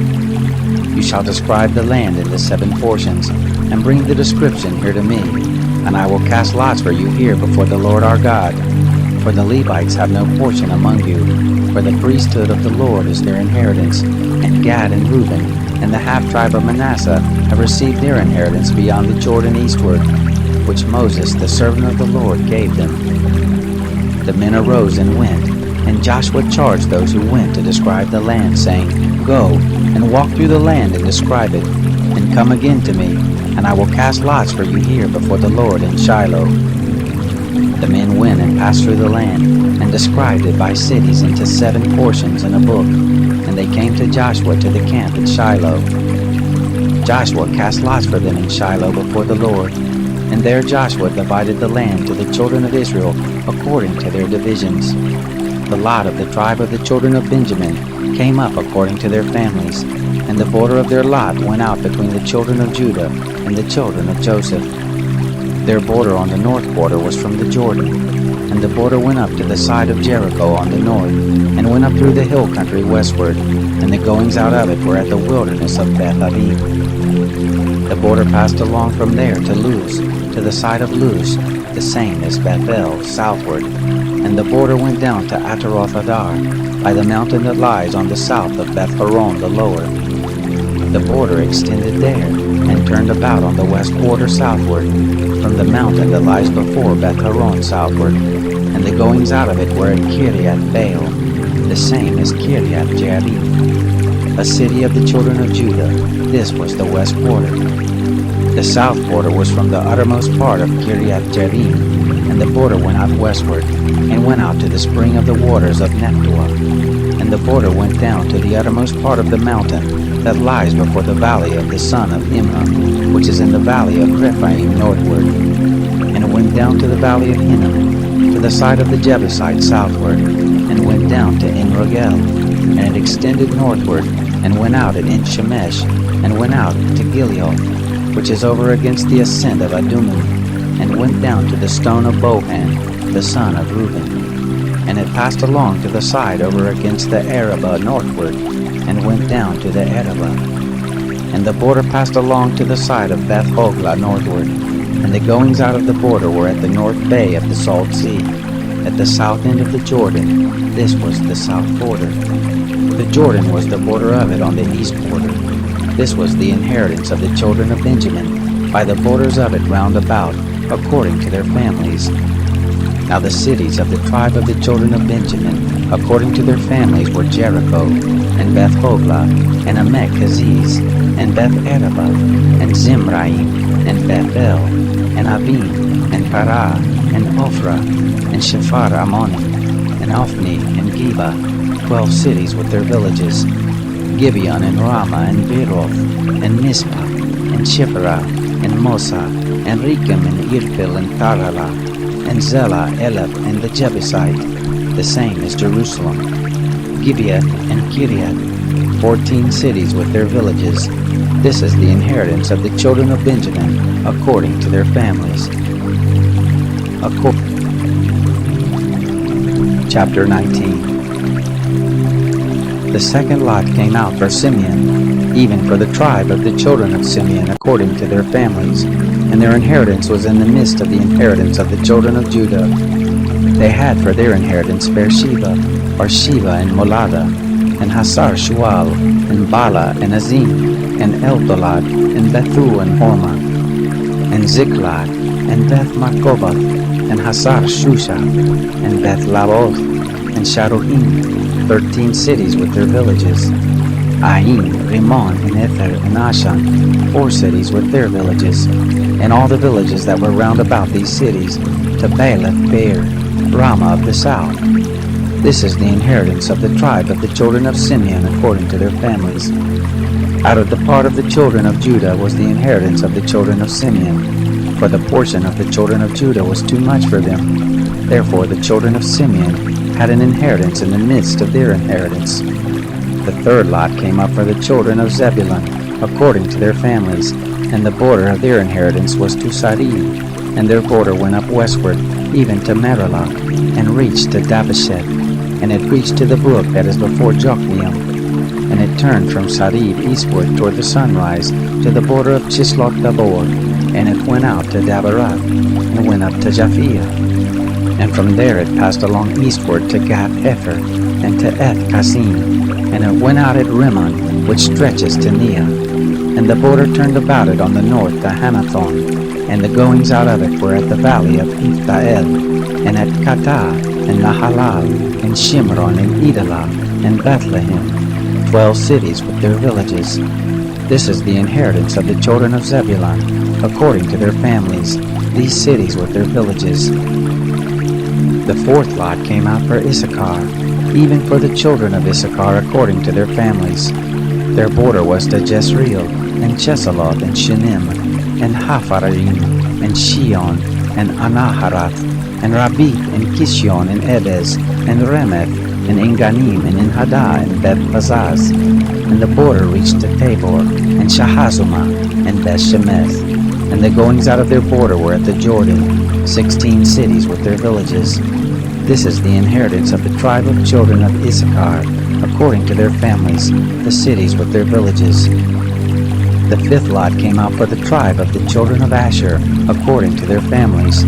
Their border was Helkath, and Hali, and Betin, and Akshap, and Alamelech, and Amad, and Mishal, and it reached to Carmel westward, and to Shihor-Limnath, and it turned toward the sunrise to Beth-Dagon, and reached to Zebulun, and to the valley of Iftael northward, to Beth-Emek and Neil, and went out to Kabul on the left hand, and Ebron, and Rohab, and Haman, and Cana, even to Great Sidon.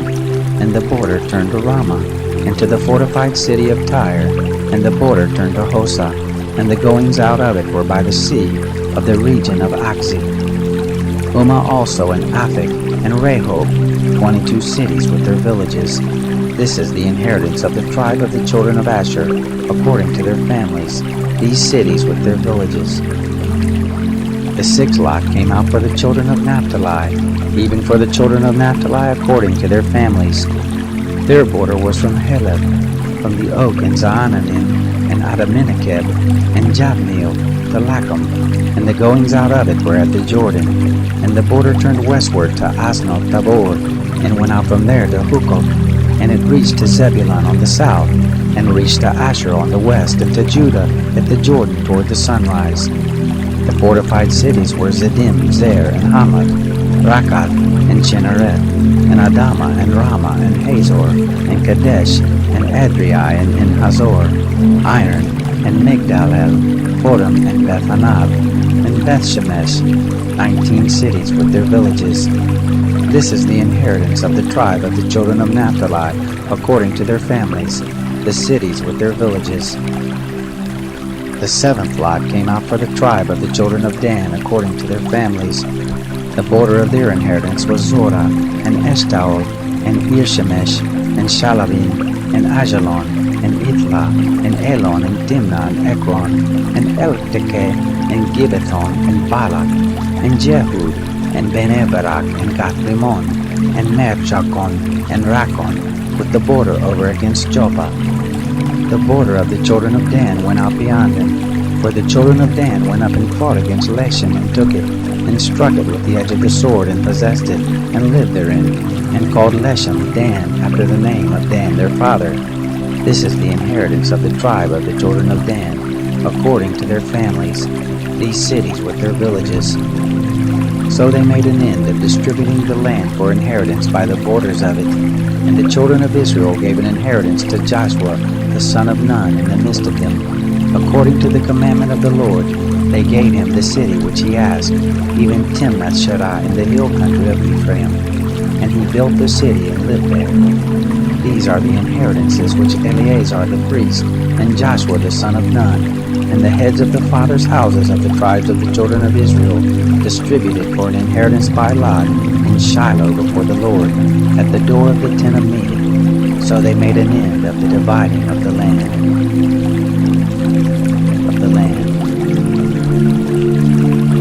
Chapter 20.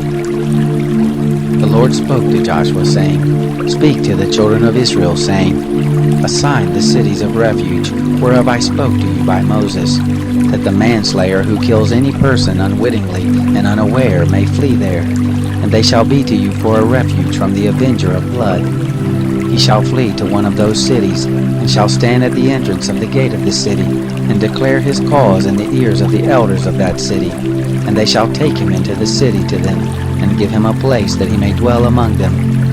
If the avenger of blood pursue after him, then they shall not deliver up the manslayer into his hand, because he struck his neighbor unaware and didn't hate him before. He shall dwell in that city until he stand before the congregation for judgment, until the death of the high priest that shall be in those days. Then shall the manslayer return and come to his own city, and to his own house, to the city from whence he fled. They set apart Kadesh in Galilee in the hill country of Naphtali, and Shechem in the hill country of Ephraim, and Kiriath Arba, the same as Hebron, in the hill country of Judah. Beyond the Jordan at Jericho eastward, they assigned Bezer in the wilderness, in the plain out of the tribes of Reuben, and Ramoth in Gilead out of the tribe of Gad, and Golan and Bashan out of the tribe of Manasseh. These were the appointed cities for all the children of Israel, and for the stranger who sojourns among them, that whoever kills any person unwittingly might flee there, and not die by the hand of the avenger of blood, until he stood before the congregation. Chapter 21. Then came near the heads of the fathers' houses of the Levites, to Eleazar the priest, and to Joshua the son of Nun, and to the heads of the fathers' houses of the tribes of the children of Israel. And they spoke to them at Shiloh in the land of Canaan, saying, The Lord commanded Moses to give us cities to dwell in, with the suburbs of it for our cattle. The children of Israel gave to the Levites out of their inheritance, according to the commandment of the Lord, these cities with their suburbs. The lot came out for the families of the Kohathites, and the children of Aaron the priest, who were of the Levites, had by lot out of the tribe of Judah, and out of the tribe of the Simeonites, and out of the tribe of Benjamin 13 cities. The rest of the children of Kohath had by lot out of the families of the tribe of Ephraim, and out of the tribe of Dan, and out of the half-tribe of Manasseh 10 cities. The children of Gershon had by lot out of the families of the tribe of Issachar, and out of the tribes of Asher, and out of the tribe of Naphtali, and out of the half-tribe of Manasseh and Bashan 13 cities. The children of Merari, according to their families, had out of the tribe of Reuben, and out of the tribe of Gad, and out of the tribe of Zebulun 12 cities. The children of Israel gave by lot to the Levites these cities with their suburbs, as the Lord commanded by Moses. They gave out of the tribe of the children of Judah, and out of the tribe of the children of Simeon, these cities which are here mentioned by name. And they were for the children of Aaron, of the families of the Kohathites, who were of the children of Levi, for theirs was the first lot. They gave them Kiriath Arba, which Arba was the father of Anak, the same as Hebron, in the hill country of Judah, with the suburbs of it round about it. But the fields of the city and the villages of it gave they to Caleb the son of Jephunneh for his possession. To the children of Aaron the priest they gave Hebron with its suburbs, the city of refuge for the manslayer, and Libnah with its suburbs, and Jatir with its suburbs, and Eshtemoa with its suburbs, and Holon with its suburbs, and Debir with its suburbs, and Ain with its suburbs, and Juttah with its suburbs, and Bethshemesh with its suburbs, 9 cities out of those 2 tribes. Out of the tribe of Benjamin, Gibeon with its suburbs, Geba with its suburbs, Anathoth with its suburbs, and Almon with its suburbs, 4 cities. All the cities of the children of Aaron the priest were 13 cities with their suburbs. The families of the children of Kohath, the Levites, even the rest of the children of Kohath, they had the cities of their lot out of the tribe of Ephraim. They gave them Shechem with its suburbs in the hill country of Ephraim, the city of refuge for the manslayer, and Gezer with its suburbs, and Gibzaim with its suburbs, and Beth-horon with its suburbs, 4 cities. Out of the tribe of Dan, Eltekeh with its suburbs, Gibbethon with its suburbs, Ajalon with its suburbs, Gath-Rimmon with its suburbs, 4 cities. Out of the half-tribe of Manasseh, Tanakh with its suburbs, and Gath-Rimmon with its suburbs, 2 cities. All the cities of the families of the rest of the children of Kohath were 10 with their suburbs. To the children of Gershon of the families of the Levites, out of the half-tribe of Manasseh they gave Golan in Bashan with its suburbs, the city of refuge for the manslayer, and Beshterah with its suburbs, 2 cities. Out of the tribe of Issachar, Kishion with its suburbs, Dabaroth with its suburbs, Jarmuth with its suburbs, Enganim with its suburbs, 4 cities. Out of the tribe of Asher, Mishal with its suburbs, Abdon with its suburbs, Helkath with its suburbs, and Rehob with its suburbs, 4 cities. Out of the tribe of Naphtali, Kadesh in Galilee with its suburbs, the city of refuge for the manslayer, and Hamoth-dor with its suburbs, and Kartan with its suburbs, 3 cities.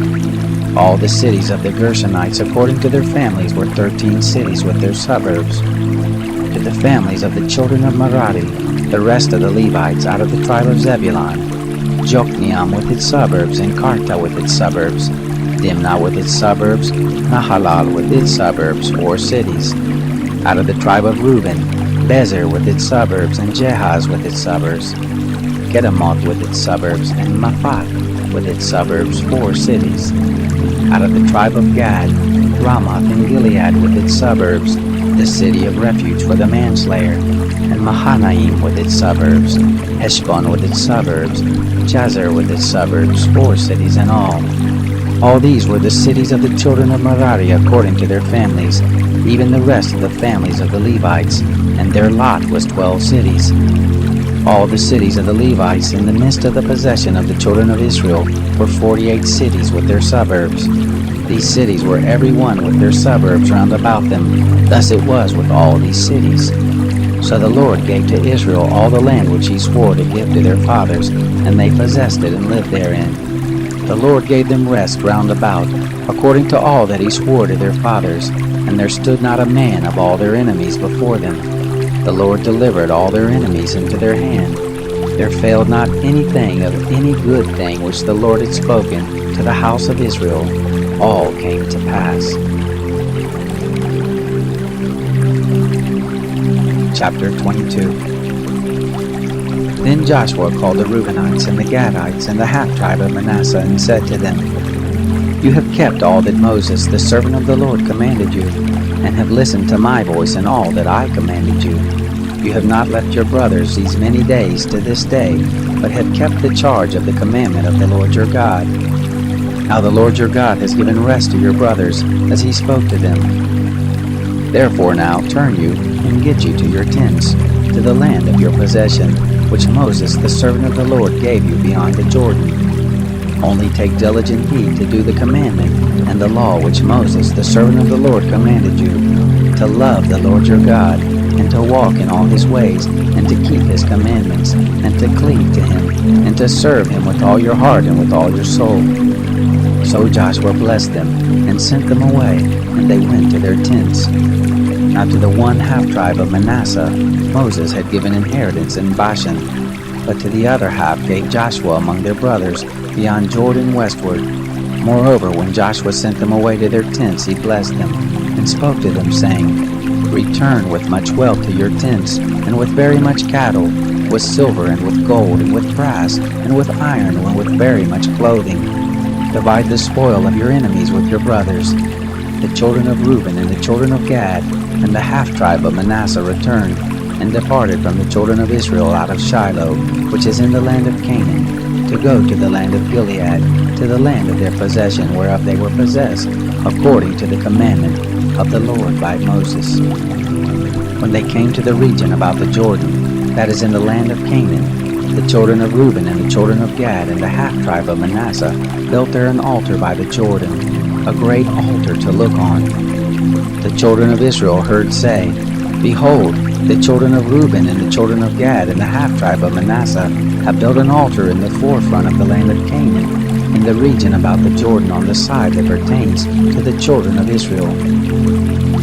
When the children of Israel heard of it, the whole congregation of the children of Israel gathered themselves together at Shiloh to go up against them to war. The children of Israel sent to the children of Reuben and to the children of Gad and to the half-tribe of Manasseh into the land of Gilead, Phinehas the son of Eleazar the priest, and with him 10 princes, one prince of a father's house, for each of the tribes of Israel.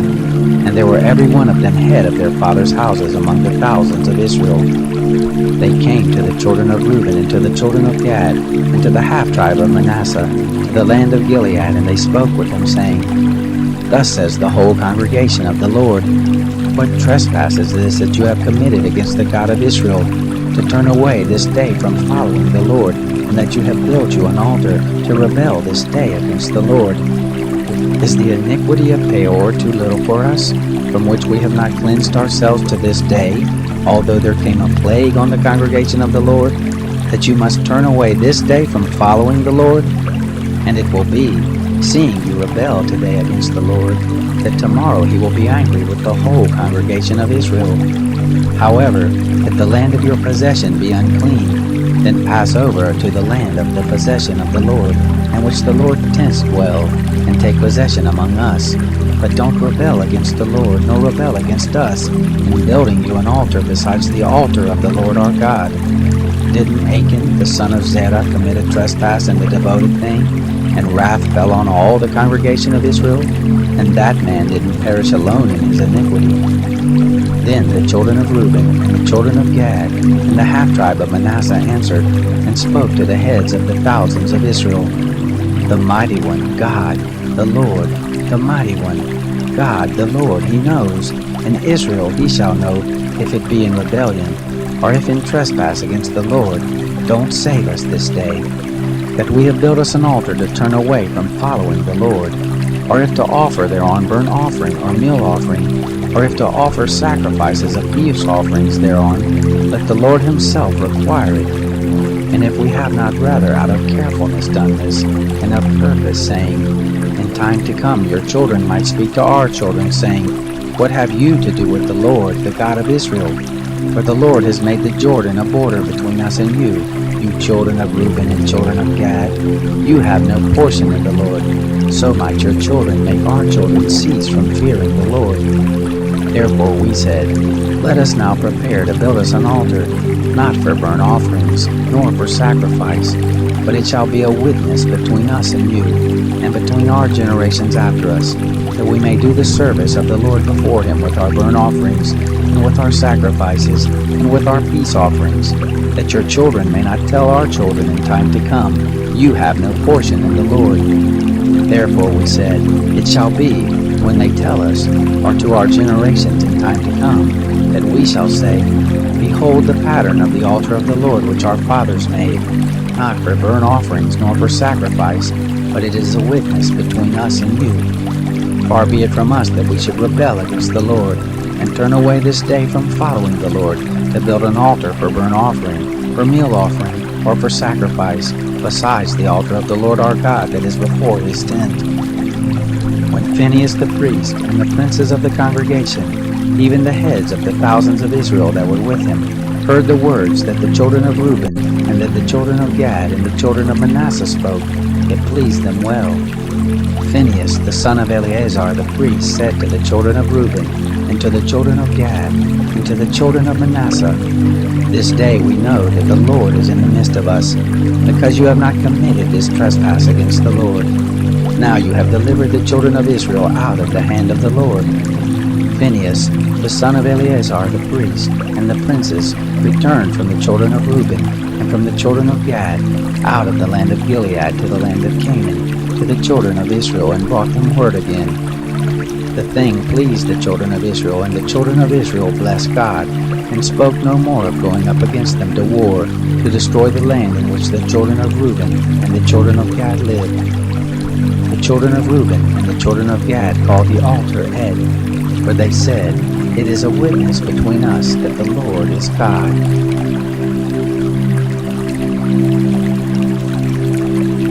Chapter 23.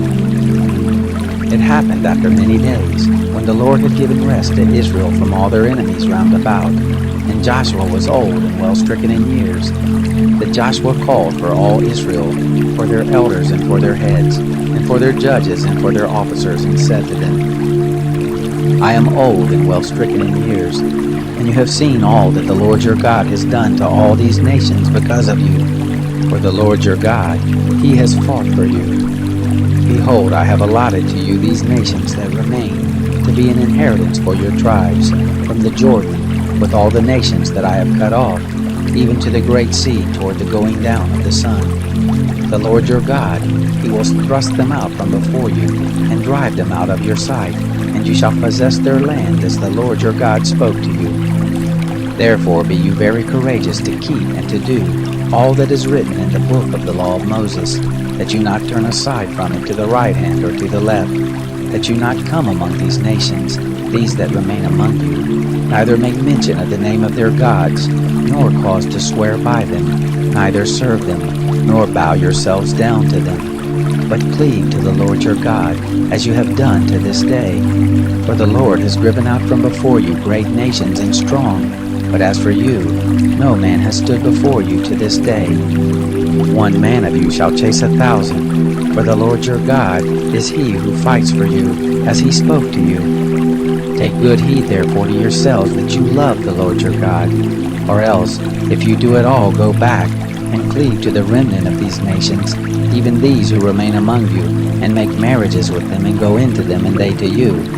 Know for a certainty that the Lord your God will no more drive these nations from out of your sight, but they shall be a snare and a trap to you, and a scourge in your sides, and thorns in your eyes, until you perish from off this good land which the Lord your God has given you. Behold, this day I am going the way of all the earth, and you know in all your hearts and in all your souls that not one thing has failed of all the good things which the Lord your God spoke concerning you. All are happened to you, not one thing has failed of it. It shall happen that as all the good things that are come on you of which the Lord your God spoke to you, so will the Lord bring on you all the evil things, until he has destroyed you from off this good land which the Lord your God has given you. When you disobey the covenant of the Lord your God which he commanded you, and go and serve other gods, and bow down yourselves to them, then will the anger of the Lord be kindled against you, and you shall perish quickly from off the good land which he has given to you. Chapter 24. Joshua gathered all the tribes of Israel to Shechem, and called for the elders of Israel, and for their heads, and for their judges, and for their officers, and they presented themselves before God. Joshua said to all the people, Thus says the Lord, the God of Israel, Your fathers lived of old time beyond the river, even Terah the father of Abraham, and the father of Nahor, and they served other gods. I took your father Abraham from beyond the river, and led him throughout all the land of Canaan, and multiplied his seed, and gave him Isaac. I gave to Isaac Jacob and Esau, and I gave to Esau Mount Seir, to possess it, and Jacob and his children went down into Egypt. I sent Moses and Aaron, and I plagued Egypt, according to that which I did in the midst of it, and afterward I brought you out. I brought your fathers out of Egypt, and you came to the sea, and the Egyptians pursued after your fathers with chariots and with horsemen to the Red Sea. When they cried out to the Lord, he put darkness between you and the Egyptians, and brought the sea on them and covered them. And your eyes saw what I did in Egypt, and you lived in the wilderness many days. I brought you into the land of the Amorites that live beyond the Jordan, and they fought with you, and I gave them into your hand, and you possessed their land, and I destroyed them from before you. Then Balak the son of Zippor, king of Moab, arose and fought against Israel, and he sent and called Balaam the son of Beor to curse you. But I would not listen to Balaam. Therefore he blessed you still, so I delivered you out of his hand. You went over the Jordan and came to Jericho, and the men of Jericho fought against you, the Amorite and the Perizzite, and the Canaanite and the Hittite and the Girgashite, the Hivite and the Jebusite, and I delivered them into your hand.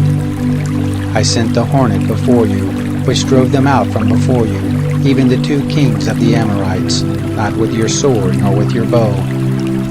I gave you a land whereon you had not labored, and cities which you didn't build, and you dwell therein. Of vineyards and olive groves which you didn't plant, do you eat. Now therefore fear the Lord, and serve him in sincerity and in truth, and put away the gods which your fathers served beyond the river and in Egypt, and serve the Lord. If it seem evil to you to serve the Lord, choose this day whom you will serve, whether the gods which your fathers served that were beyond the river, or the gods of the Amorites, in whose land you dwell. But as for me and my house, we will serve the Lord." The people answered, "Far be it from us that we should forsake the Lord to serve other gods. For the Lord our God, He it is who brought us and our fathers up out of the land of Egypt from the house of bondage, and who did those great signs in our sight, and preserved us in all the ways in which we went, and among all the peoples through the midst of whom we passed. And the Lord drove out from before us all the peoples, even the Amorites who lived in the land. Therefore we also will serve the Lord, for He is our God." Joshua said to the people, "You cannot serve the Lord, for He is a holy God. He is a jealous God. He will not forgive your disobedience nor your sins. If you forsake the Lord and serve foreign gods, then He will turn and do you evil and consume you, after that He has done you good." The people said to Joshua, "No, but we will serve the Lord." Joshua said to the people, "You are witnesses against yourselves that you have chosen the Lord to serve Him." They said, "We are witnesses." "Now therefore put away," he said, "the foreign gods which are among you, and incline your heart to the Lord, the God of Israel." The people said to Joshua, "The Lord our God we will serve, and to His voice we will listen." So Joshua made a covenant with the people that day, and set them a statute and an ordinance in Shechem. Joshua wrote these words in the book of the law of God, and he took a great stone, and set it up there under the oak that was by the sanctuary of the Lord.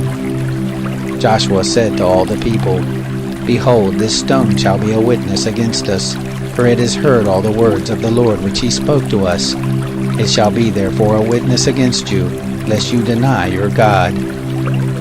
So Joshua sent the people away, every man to his inheritance.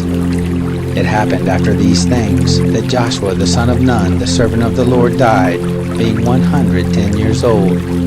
They buried him in the border of his inheritance in Timnath-serah, which is in the hill country of Ephraim, on the north of the mountain of Gaash.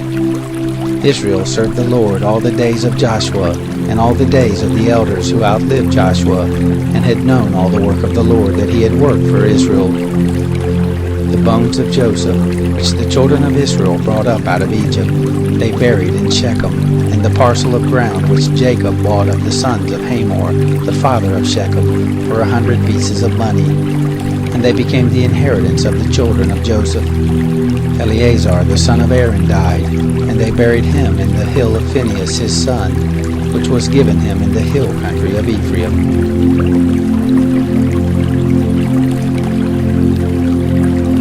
The Book of Judges, Chapter 1.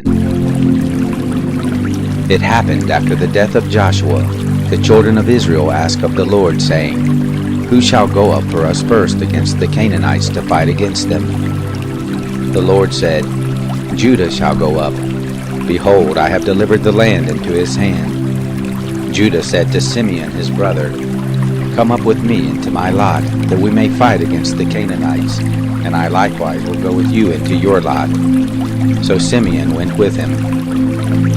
Judah went up, and the Lord delivered the Canaanites and the Perizzites into their hand, and they struck of them in Bezek 10,000 men. They found Adonibezek in Bezek, and they fought against him, and they struck the Canaanites and the Perizzites. But Adonibezek fled, and they pursued after him and caught him, and cut off his thumbs and his great toes. Adonibezek said, 70 kings, having their thumbs and their great toes cut off, gathered their food under my table. As I have done, so God has requited me. They brought him to Jerusalem, and he died there. The children of Judah fought against Jerusalem and took it, and struck it with the edge of the sword, and set the city on fire. Afterward the children of Judah went down to fight against the Canaanites who lived in the hill country and in the south, and in the lowland. Judah went against the Canaanites who lived in Hebron. Now the name of Hebron before was Kiriath Arba. And they struck Sheshai, and Ammon, and Talmai. From there he went against the inhabitants of Debir. Now the name of Debir before was Kiriath Shepher. Caleb said, He who strikes Kiriath Sephir and takes it, to him will I give Achsah my daughter as wife. Othniel the son of Kenaz, Caleb's younger brother, took it, and he gave him Achsah his daughter as a wife. It happened, when she came to him, that she moved him to ask of her father a field, and she alighted from off her donkey, and Caleb said to her, What do you want? She said to him, Give me a blessing, for that you have set me in the land of the south, give me also springs of water. Caleb gave her the upper springs and the lower springs. The children of the Kenite, Moses' brother-in-law, went up out of the city of palm trees with the children of Judah into the wilderness of Judah, which is in the south of Arad, and they went and lived with the people. Judah went with Simeon his brother, and they struck the Canaanites who inhabited Zephath, and utterly destroyed it. The name of the city was called Hormah. Judah also took Gaza with its border, and Ashkelon with its border, and Ekron with its border. The Lord was with Judah, and drove out the inhabitants of the hill country, for he could not drive out the inhabitants of the valley, because they had chariots of iron. They gave Hebron to Caleb, as Moses had spoken, and he drove out there the 3 sons of Anak. The children of Benjamin did not drive out the Jebusites who inhabited Jerusalem, but the Jebusites dwell with the children of Benjamin in Jerusalem to this day. The house of Joseph, they also went up against Bethel, and the Lord was with them. The house of Joseph sent to spy out Bethel. Now the name of the city before was Luz. The watchers saw a man come forth out of the city, and they said to him, Show us, we pray you, the entrance into the city, and we will deal kindly with you. He showed them the entrance into the city, and they struck the city with the edge of the sword, but they let the man go and all his family. The man went into the land of the Hittites and built a city, and called the name of it Luz, which is the name of it to this day. Manasseh did not drive out the inhabitants of Bethshean and its towns, nor of Tanakh and its towns, nor the inhabitants of Dor and its towns, nor the inhabitants of Ibleen and its towns, nor the inhabitants of Megiddo and its towns, but the Canaanites would dwell in that land. It happened, when Israel had grown strong, that they put the Canaanites to forced labor, and did not utterly drive them out. Ephraim didn't drive out the Canaanites who lived in Gezer, but the Canaanites lived in Gezer among them. Zebulun didn't drive out the inhabitants of Kitron, nor the inhabitants of Nahalol, but the Canaanites lived among them and became subject to forced labor. Asher didn't drive out the inhabitants of Akko, nor the inhabitants of Sidon, nor of Alab, nor of Akzib, nor of Helbah, nor of Aphik, nor of Rehob, but the Asherites lived among the Canaanites, the inhabitants of the land, for they did not drive them out. Naphtali didn't drive out the inhabitants of Beth-Shemesh, nor the inhabitants of Beth-Anath, but he lived among the Canaanites, the inhabitants of the land. Nevertheless, the inhabitants of Beth-Shemesh and of Beth-Anath became subject to forced labor. The Amorites forced the children of Dan into the hill country, for they would not allow them to come down into the valley. But the Amorites would dwell in Mount Heres, in Ajalon, and in Shaalbim. Yet the hand of the house of Joseph prevailed, so that they became subject to forced labor. The border of the Amorites was from the ascent of Akrabim, from the rock and upward.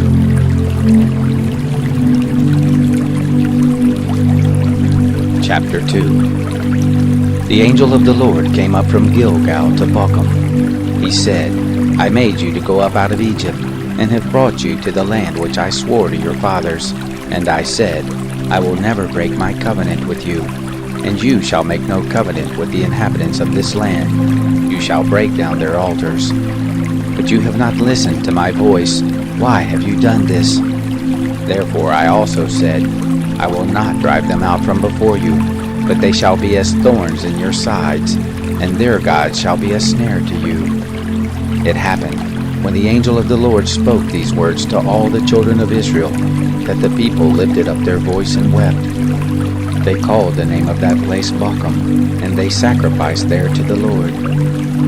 Now when Joshua had sent the people away, the children of Israel went every man to his inheritance to possess the land. The people served the Lord all the days of Joshua, and all the days of the elders who outlived Joshua, who had seen all the great work of the Lord that he had worked for Israel. Joshua the son of Nun, the servant of the Lord, died, being 110 years old.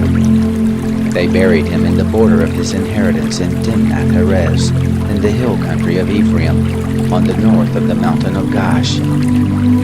Also all that generation were gathered to their fathers, and there arose another generation after them, who didn't know the Lord, nor yet the work which he had done for Israel. The children of Israel did that which was evil in the sight of the Lord, and served the Baals, and they forsook the Lord, the God of their fathers, who brought them out of the land of Egypt, and followed other gods, of the gods of the people who were round about them, and bowed themselves down to them, and they provoked the Lord to anger. They forsook the Lord, and served Baal and the Ashtaroth. The anger of the Lord was kindled against Israel, and he delivered them into the hands of spoilers who despoiled them, and he sold them into the hands of their enemies round about, so that they could no longer stand before their enemies. Wherever they went out, the hand of the Lord was against them for evil, as the Lord had spoken, and as the Lord had sworn to them, and they were very distressed. The Lord raised up judges who saved them out of the hand of those who despoiled them. Yet they didn't listen to their judges, for they played the prostitute after other gods, and bowed themselves down to them. They turned aside quickly out of the way in which their fathers walked, obeying the commandments of the Lord, but they didn't do so. When the Lord raised them up judges, then the Lord was with the judge, and saved them out of the hand of their enemies all the days of the judge. For it grieved the Lord because of their groaning, by reason of those who oppressed them and vexed them. But it happened, when the judge was dead, that they turned back, and dealt more corruptly than their fathers, in following other gods to serve them, and to bow down to them. They didn't cease from their doings, nor from their stubborn way. The anger of the Lord was kindled against Israel, and he said, Because this nation has transgressed my covenant, which I commanded their fathers, and have not listened to my voice, I also will not henceforth drive out from before them any of the nations that Joshua left when he died, that by them I may prove Israel, whether they will keep the way of the Lord to walk in it, as their fathers did keep it, or not. So the Lord left those nations, without driving them out hastily, neither delivered he them into the hand of Joshua. Amen. Chapter 3. Now these are the nations which the Lord left, to prove Israel by them, even as many of Israel as had not known all the wars of Canaan, only that the generations of the children of Israel might know, to teach them war, at the least such as before knew nothing of it, namely, the 5 lords of the Philistines, and all the Canaanites, and the Sidonians, and the Hivites who lived on Mount Lebanon, from Mount Baal-Hamon to the entrance of Hamath. They were left to prove Israel by them, to know whether they would listen to the commandments of the Lord, after he commanded their fathers by Moses.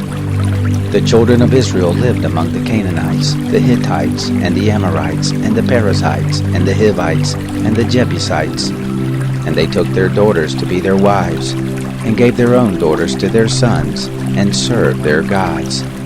The children of Israel did that which was evil in the sight of the Lord, and forgot their God, and served the Baals and the Ashtaroth. Therefore the anger of the Lord was kindled against Israel, and he sold them into the hand of Cushan-Rishathaim, king of Mesopotamia. And the children of Israel served Cushan-Rishathaim 8 years. When the children of Israel cried to the Lord raised up a Savior to the children of Israel who saved them, even Othniel the son of Kenaz, Caleb's younger brother. The Spirit of the Lord came on him, and he judged Israel, and he went out to war, and the Lord delivered Cushan-Rishathaim, king of Mesopotamia, into his hand, and his hand prevailed against Cushan-Rishathaim. The land had rest 40 years. Othniel the son of Kenaz died.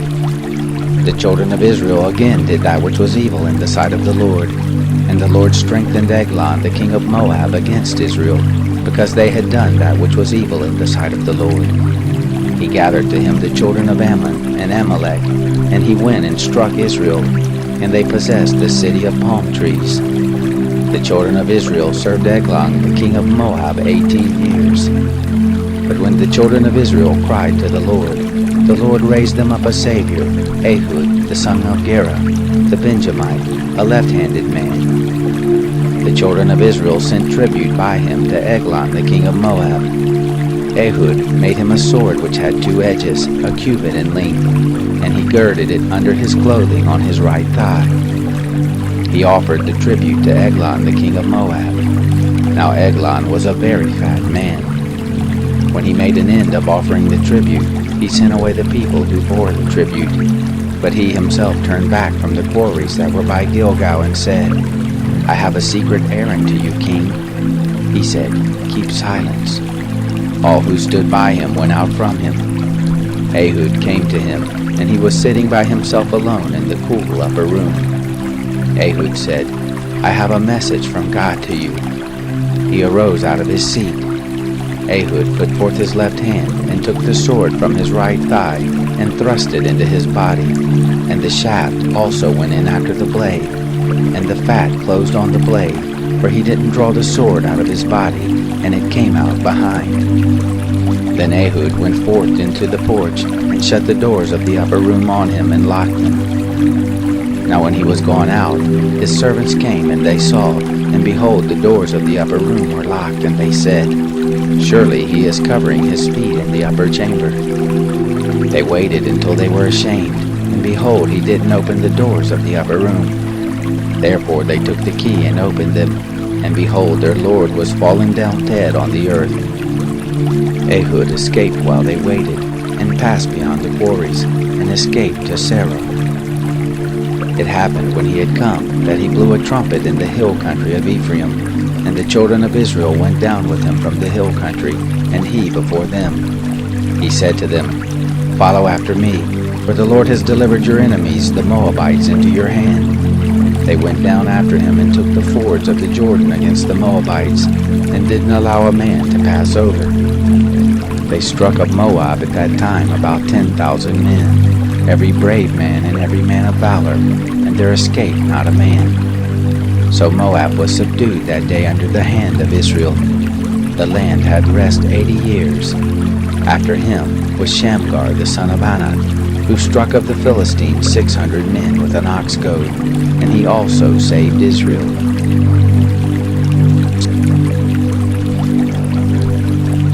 Chapter 4. The children of Israel again did that which was evil in the sight of the Lord when Ehud was dead. The Lord sold them into the hand of Jabin, king of Canaan, who reigned in Hazor, the captain of whose host was Sisera, who lived in Harosheth of the Gentiles. The children of Israel cried to the Lord, for he had 900 chariots of iron, and 20 years he mightily oppressed the children of Israel. Now Deborah, a prophetess, the wife of Lapidoth, she judged Israel at that time. She lived under the palm tree of Deborah between Ramah and Bethel in the hill country of Ephraim, and the children of Israel came up to her for judgment. She sent and called Barak the son of Abinoam out of Kedesh Naphtali, and said to him, Hasn't the Lord, the God of Israel, commanded, saying, Go and draw to Mount Tabor, and take with you 10,000 men of the children of Naphtali and of the children of Zebulun? I will draw to you to the river Kishon Sisera, the captain of Jabin's army, with his chariots and with his multitude, and I will deliver him into your hand. Barak said to her, If you will go with me, then I will go, but if you will not go with me, I will not go. She said, I will surely go with you. Notwithstanding, the journey that you take shall not be for your honor, for the Lord will sell Sisera into the hand of a woman. Deborah arose and went with Barak to Kedesh. Barak called Zebulun and Naphtali together to Kedesh, and there went up 10,000 men at his feet, and Deborah went up with him. Now Heber the Kenite had separated himself from the Kenites, even from the children of Hobab, the brother-in-law of Moses, and had pitched his tent as far as the oak in Zanaim, which is by Kadesh. they told Sisera that Barak the son of Abinoam was gone up to Mount Tabor. Sisera gathered together all his chariots, even 900 chariots of iron, and all the people who were with him, from Harosheth of the Gentiles to the river Kishon. Deborah said to Barak, "Rise up, for this is the day in which the Lord has delivered Sisera into your hand. Hasn't the Lord gone out before you?" So Barak went down from Mount Tabor, and 10,000 men after him. The Lord confused Sisera and all his chariots and all his host with the edge of the sword before Barak, and Sisera alighted from his chariot and fled away on his feet. But Barak pursued after the chariots and after the host to Harosheth of the Gentiles, and all the host of Sisera fell by the edge of the sword. There was not a man left. However, Sisera fled away on his feet to the tent of Jael, the wife of Heber the Kenite. For there was peace between Jabin the king of Hazor and the house of Heber the Kenite. Jael went out to meet Sisera and said to him, "Turn in, my lord, turn in to me, and don't be afraid." He came into her tent, and she covered him with a rug. He said to her, "Please give me a little water to drink, for I am thirsty." She opened a bottle of milk and gave him drink and covered him. He said to her, "Stand in the door of the tent, and it shall be when any man does come and inquire of you and say, 'Is there any man here?' that you shall say, 'No.'" Then Jael, Heber's wife, took a tent pin and took a hammer in her hand, and went softly to him, and struck the pin into his temples, and it pierced through into the ground, for he was in a deep sleep. So he swooned and died. Behold, as Barak pursued Sisera, Jael came out to meet him and said to him, "Come, and I will show you the man whom you seek." He came to her, and behold, Sisera lay dead, and the tent peg was in his temples. So God subdued that day Jabin the king of Canaan before the children of Israel. The hand of the children of Israel prevailed more and more against Jabin the king of Canaan, until they had destroyed Jabin the king of Canaan. Chapter 5. Then sang Deborah and Barak the son of Abinoam on that day, saying, "For that the leaders took the lead in Israel, for that the people offered themselves willingly. Bless you, Lord. Hear, you kings, give ear, you princes. I, even I, will sing to the Lord. I will sing praise to the Lord, the God of Israel. O Lord, when you went forth out of Seir, when you marched out of the field of Edom, the earth trembled, the sky also dropped, yes, the clouds dropped water. The mountains quaked at the presence of the Lord, even Sinai at the presence of the Lord, the God of Israel. In the days of Shamgar the son of Anath, in the days of Jael, the highways were unoccupied. The travelers walked through byways. The rulers ceased in Israel, they ceased, until that I, Deborah, arose, that I arose a mother in Israel. They chose new gods. Then was war in the gates. Was there a shield or a spear seen among 40,000 in Israel?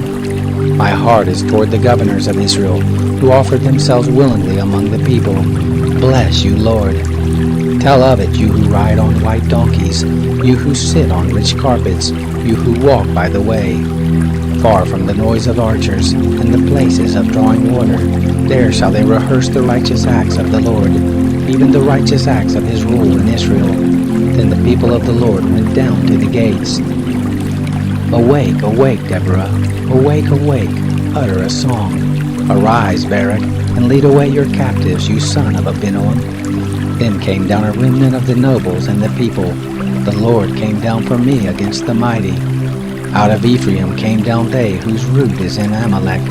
After you, Benjamin, among your peoples. Out of Machir came down governors. Out of Zebulun those who handle the marshal staff. The princes of Issachar were with Deborah.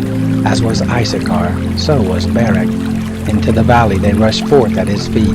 By the watercourses of Reuben there were great resolves of heart.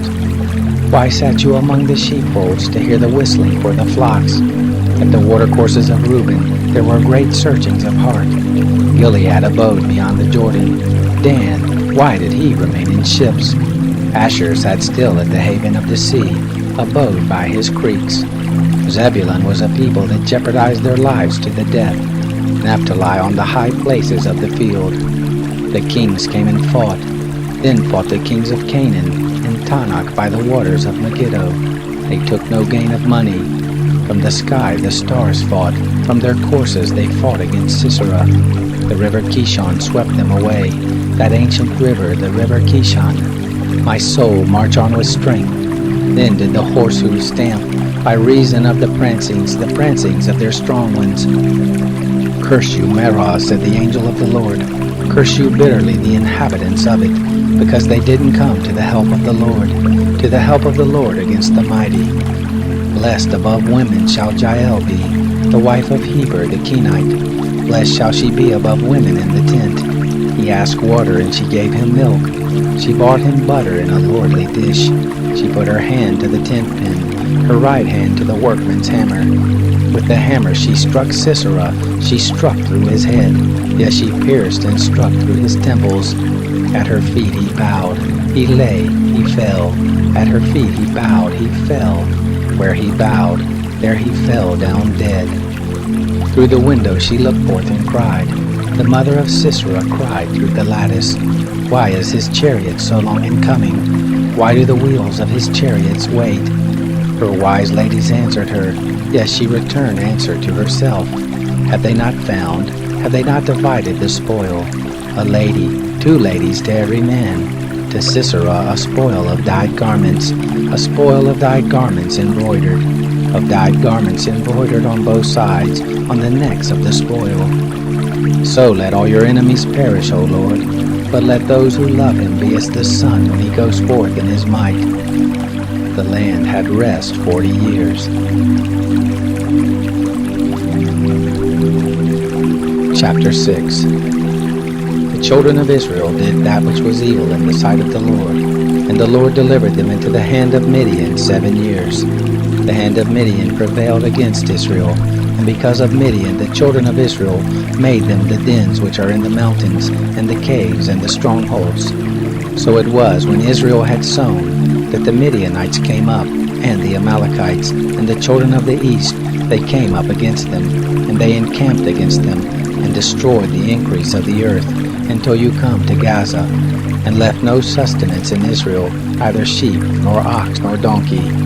For they came up with their cattle in their tents, they came in as locusts for multitude, both they and their camels were without number, and they came into the land to destroy it. Israel was brought very low because of Midian, and the children of Israel cried to the Lord. It happened when the children of Israel cried to the Lord because of Midian, that the Lord sent a prophet to the children of Israel, and he said to them, Thus says the Lord, the God of Israel, I brought you up from Egypt, and brought you forth out of the house of bondage, and I delivered you out of the hand of the Egyptians, and out of the hand of all who oppressed you, and drove them out from before you, and gave you their land. And I said to you, I am the Lord your God. You shall not fear the gods of the Amorites, in whose land you dwell. But you have not listened to my voice. The angel of the Lord came, and sat under the oak which was in Ophrah, that pertained to Joash the Abezrite, and his son Gideon was beating out wheat in the winepress to hide it from the Midianites. The angel of the Lord appeared to him and said to him, The Lord is with you, you mighty man of valor. Gideon said to him, O my Lord, if the Lord is with us, why then has all this happened to us? And where are all his wondrous works which our fathers told us, saying, Did not the Lord bring us up from Egypt? But now the Lord has cast us off, and delivered us into the hand of Midian. The Lord looked at him and said, Go in this your might, and save Israel from the hand of Midian. Have I not sent you? He said to him, O Lord, with which shall I save Israel? Behold, my family is the poorest in Manasseh, and I am the least in my father's house. The Lord said to him, Surely I will be with you, and you shall strike the Midianites as one man. He said to him, If now I have found favor in your sight, then show me a sign that it is you who talk with me. Please don't go away until I come to you, and bring out my present and lay it before you. He said, I will wait until you come again. Gideon went in and made ready a kid and unleavened cakes of an ephah of meal. The flesh he put in a basket, and he put the broth in a pot, and brought it out to him under the oak, and presented it. The angel of God said to him, Take the flesh and the unleavened cakes, and lay them on this rock, and pour out the broth. He did so.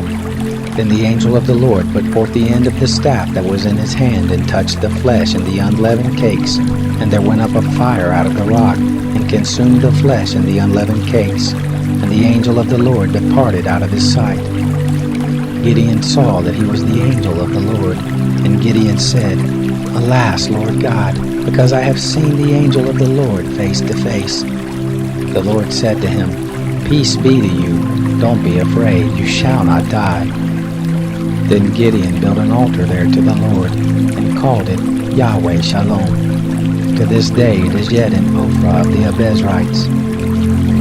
It happened the same night that the Lord said to him, Take your father's bull, even the second bull 7 years old, and throw down the altar of Baal that your father has, and cut down the Asherah that is by it, and build an altar to the Lord your God on top of this stronghold in an orderly manner, and take the second bull, and offer a burnt offering with the wood of the Asherah, which you shall cut down.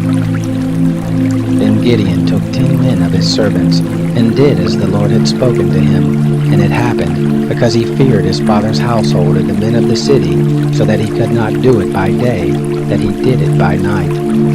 When the men of the city arose early in the morning, behold, the altar of Baal was broken down, and the Asherah was cut down that was by it, and the second bull was offered on the altar that was built. They said one to another, Who has done this thing? When they inquired and asked, they said, Gideon the son of Joash has done this thing. Then the men of the city said to Joash, Bring out your son that he may die, because he has broken down the altar of Baal, and because he has cut down the Asherah that was by it. Joash said to all who stood against him, Will you contend for Baal, or will you save him? He who will contend for him, let him be put to death while it is yet morning. If he be a god, let him fight for himself, because someone has broken down his altar. Therefore on that day they named him Jerubbaal, saying, Let Baal contend against him, because he has broken down his altar. Then all the Midianites and the Amalekites and the children of the east assembled themselves together, and they passed over and encamped in the valley of Jezreel. But the Spirit of the Lord came on Gideon, and he blew a trumpet, and Abiezer was gathered together after him. He sent messengers throughout all Manasseh, and they also were gathered together after him. And he sent messengers to Asher, and to Zebulun, and to Naphtali, and they came up to meet them. Gideon said to God, If you will save Israel by my hand as you have spoken, behold, I will put out a fleece of wool on the threshing floor. If there be dew on the fleece only, and it be dry on all the ground, then I shall know that you will save Israel by my hand as you have spoken. It was so, for he rose up early on the next day, and pressed the fleece together, and wrung the dew out of the fleece, a bowl full of water. Gideon said to God, Don't let your anger be kindled against me, and I will speak but this once. Please let me make a trial just this once with the fleece. Let it now be dry only on the fleece, and on all the ground let there be dew. God did so that night, for it was dry on the fleece only, and there was dew on all the ground. On all the ground. Chapter 7. Then Jerubbaal, who is Gideon, and all the people who were with him, rose up early and encamped beside the spring of Arad, and the camp of Midian was on the north side of them, by the hill of Moreh in the valley. The Lord said to Gideon, The people who are with you are too many for me to give the Midianites into their hand, lest Israel vaunt themselves against me, saying, My own hand has saved me. Now therefore proclaim in the ears of the people, saying, Whoever is fearful and trembling, let him return and depart from Mount Gilead. There returned of the people 22,000, and there remained 10,000. The Lord said to Gideon, The people are yet too many. Bring them down to the water, and I will try them there for you. And it shall be, that of whom I tell you, this shall go with you, the same shall go with you. And of whoever I tell you, this shall not go with you, the same shall not go. So he brought down the people to the water. And the Lord said to Gideon, Everyone who laps up the water with his tongue, As a dog laps, him shall you set by himself. Likewise everyone who bows down on his knees to drink. The number of those who lapped, putting their hand to their mouth, was 300 men. But all the rest of the people bowed down on their knees to drink water. The Lord said to Gideon, By the 300 men who lapped I will save you, and deliver the Midianites into your hand, and let all the people go every man to his place. So the people took food in their hand and their trumpets, and he sent all the men of Israel every man to his tent, but retained the 300 men, and the camp of Midian was beneath him in the valley. It happened the same night that the Lord said to him, Arise, go down into the camp, for I have delivered it into your hand. But if you fear to go down, go with Purah your servant down to the camp, and you shall hear what they say, and afterward shall your hands be strengthened to go down into the camp. Then he went down with Purah his servant to the outermost part of armed men who were in the camp. The Midianites and the Amalekites and all the children of the east lay along in the valley like locusts for multitude, and their camels were without number, as the sand which is on the seashore for multitude. When Gideon had come, behold, there was a man telling a dream to his fellow, and he said, Behold, I dreamed a dream, and behold, a cake of barley bread tumbled into the camp of Midian, and came to the tent, and struck it so that it fell, and turned it upside down so that the tent lay flat. His fellow answered, This is nothing else save the sword of Gideon the son of Joash, a man of Israel. Into his hand God has delivered Midian and all the host. It happened when Gideon heard the telling of the dream and the interpretation of it, that he worshipped. And he returned into the camp of Israel and said, Arise, for the Lord has delivered into your hand the host of Midian. He divided the 300 men into 3 companies, and he put into all the hands of all of them trumpets, and empty pitchers with torches within the pitchers. He said to them, Look on me and do likewise. And behold, when I come to the outermost part of the camp, it shall be that, as I do, so shall you do. When I blow the trumpet, I and all who are with me, then blow you your trumpet also on every side of the camp, and say, For the Lord and for Gideon. So Gideon and the 100 men who were with him came to the outermost part of the camp in the beginning of the middle watch, when they had but newly set the watch. And they blew the trumpets, and broke in pieces the pitchers that were in their hands. The 3 companies blew the trumpets, and broke the pitchers, and held the torches in their left hands, and the trumpets in their right hands with which to blow. And they cried, The sword of the Lord and of Gideon. They stood every man in his place round about the camp, and all the host ran, and they shouted, and put them to fight.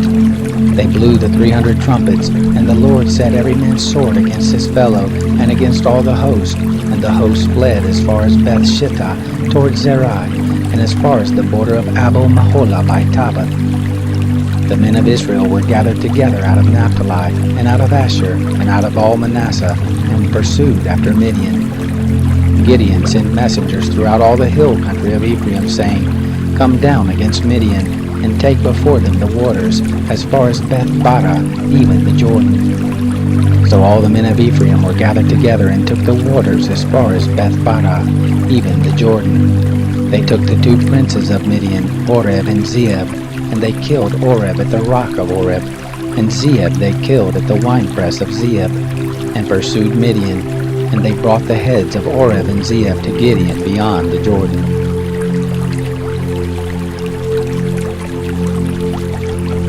Chapter 8. The men of Ephraim said to him, Why have you served us thus, that you didn't call us when you went to fight with Midian? They did chide with him sharply. He said to them, What have I now done in comparison with you? Isn't the gleaning of the grapes of Ephraim better than the vintage of Abiezer? God has delivered into your hand the princes of Midian, Oreb and Zeeb, and what was I able to do in comparison with you? Then their anger was abated toward him when he had said that. Gideon came to the Jordan and passed over, he and the 300 men who were with him, faint yet pursuing.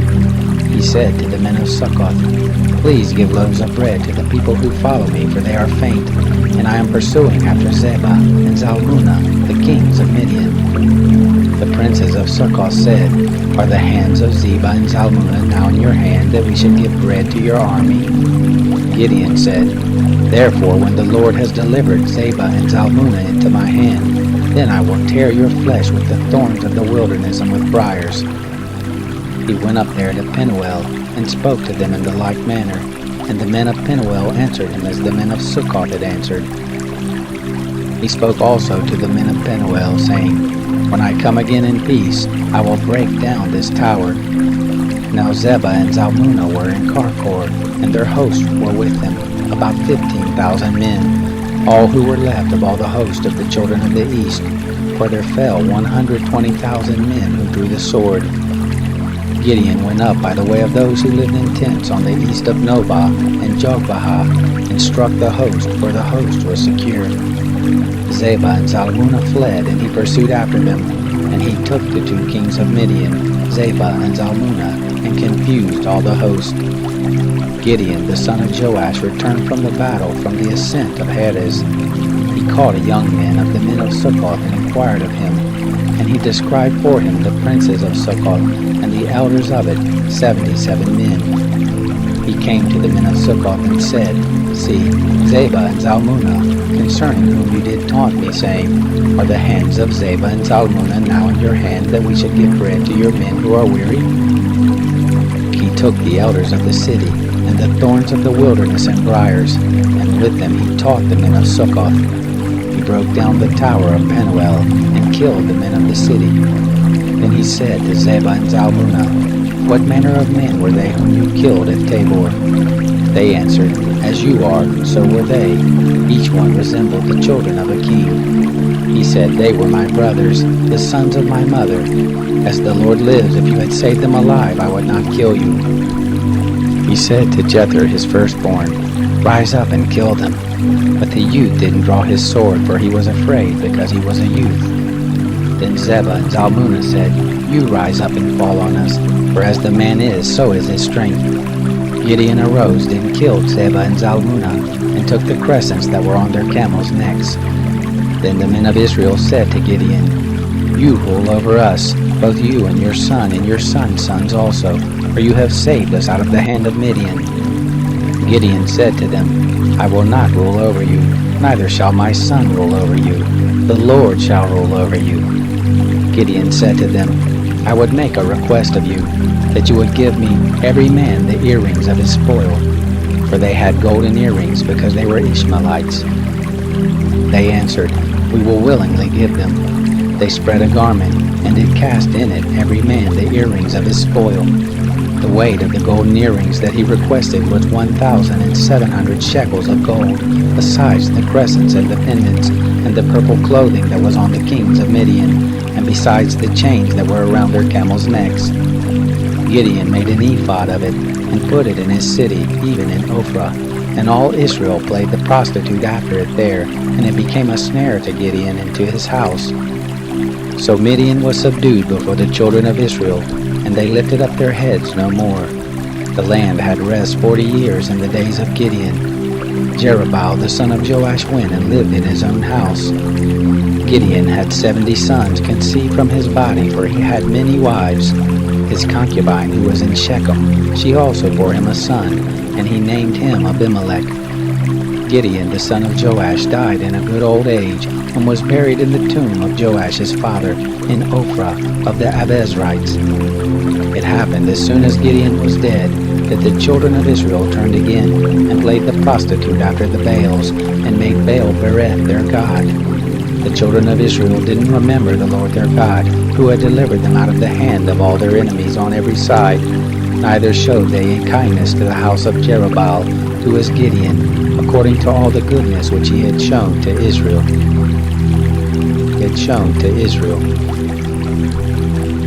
Chapter 9. Abimelech the son of Jerubbaal went to Shechem to his mother's brothers, and spoke with them, and with all the family of the house of his mother's father, saying, Please speak in the ears of all the men of Shechem. Whether is it better for you that the sons of Jerubbaal, who are 70 persons, rule over you, or that one rule over you? Remember also that I am your bone and your flesh. His mother's brothers spoke of him in the ears of all the men of Shechem all these words, and their hearts inclined to follow Abimelech, for they said, "He is our brother."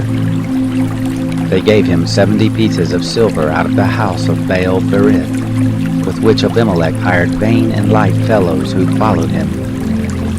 He went to his father's house at Ophrah, and killed his brothers, the sons of Jerubbaal, being 70 persons, on one stone.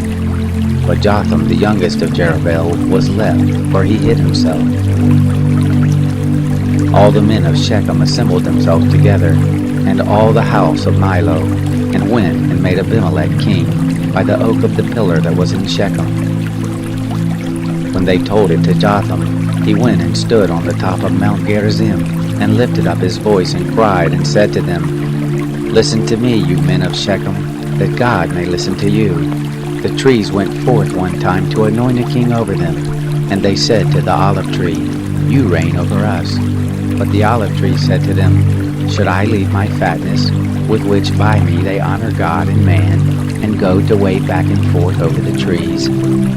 The tree said to the fig tree, "You come and reign over us."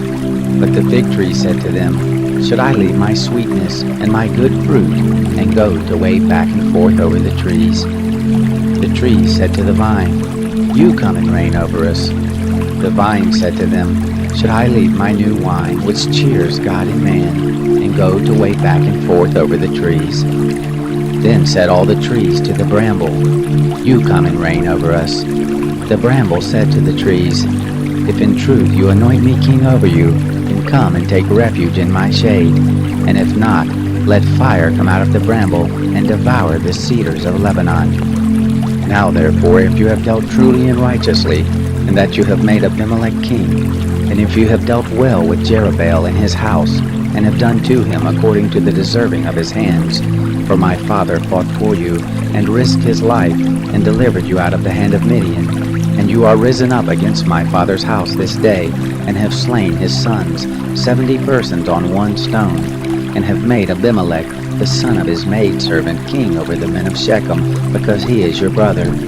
If you then have dealt truly and righteously with Jerubbaal, and with this house this day, then rejoice in Abimelech, and let him also rejoice in you.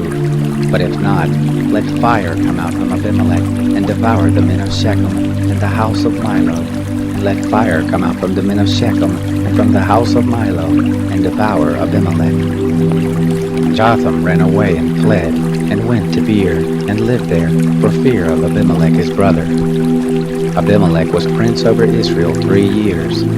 God sent an evil spirit between Abimelech and the men of Shechem, and the men of Shechem dealt treacherously with Abimelech, that the violence done to the 70 sons of Jerubbaal might come, and that their blood might be laid on Abimelech their brother who killed him, and on the men of Shechem, who strengthened his hands to kill his brothers.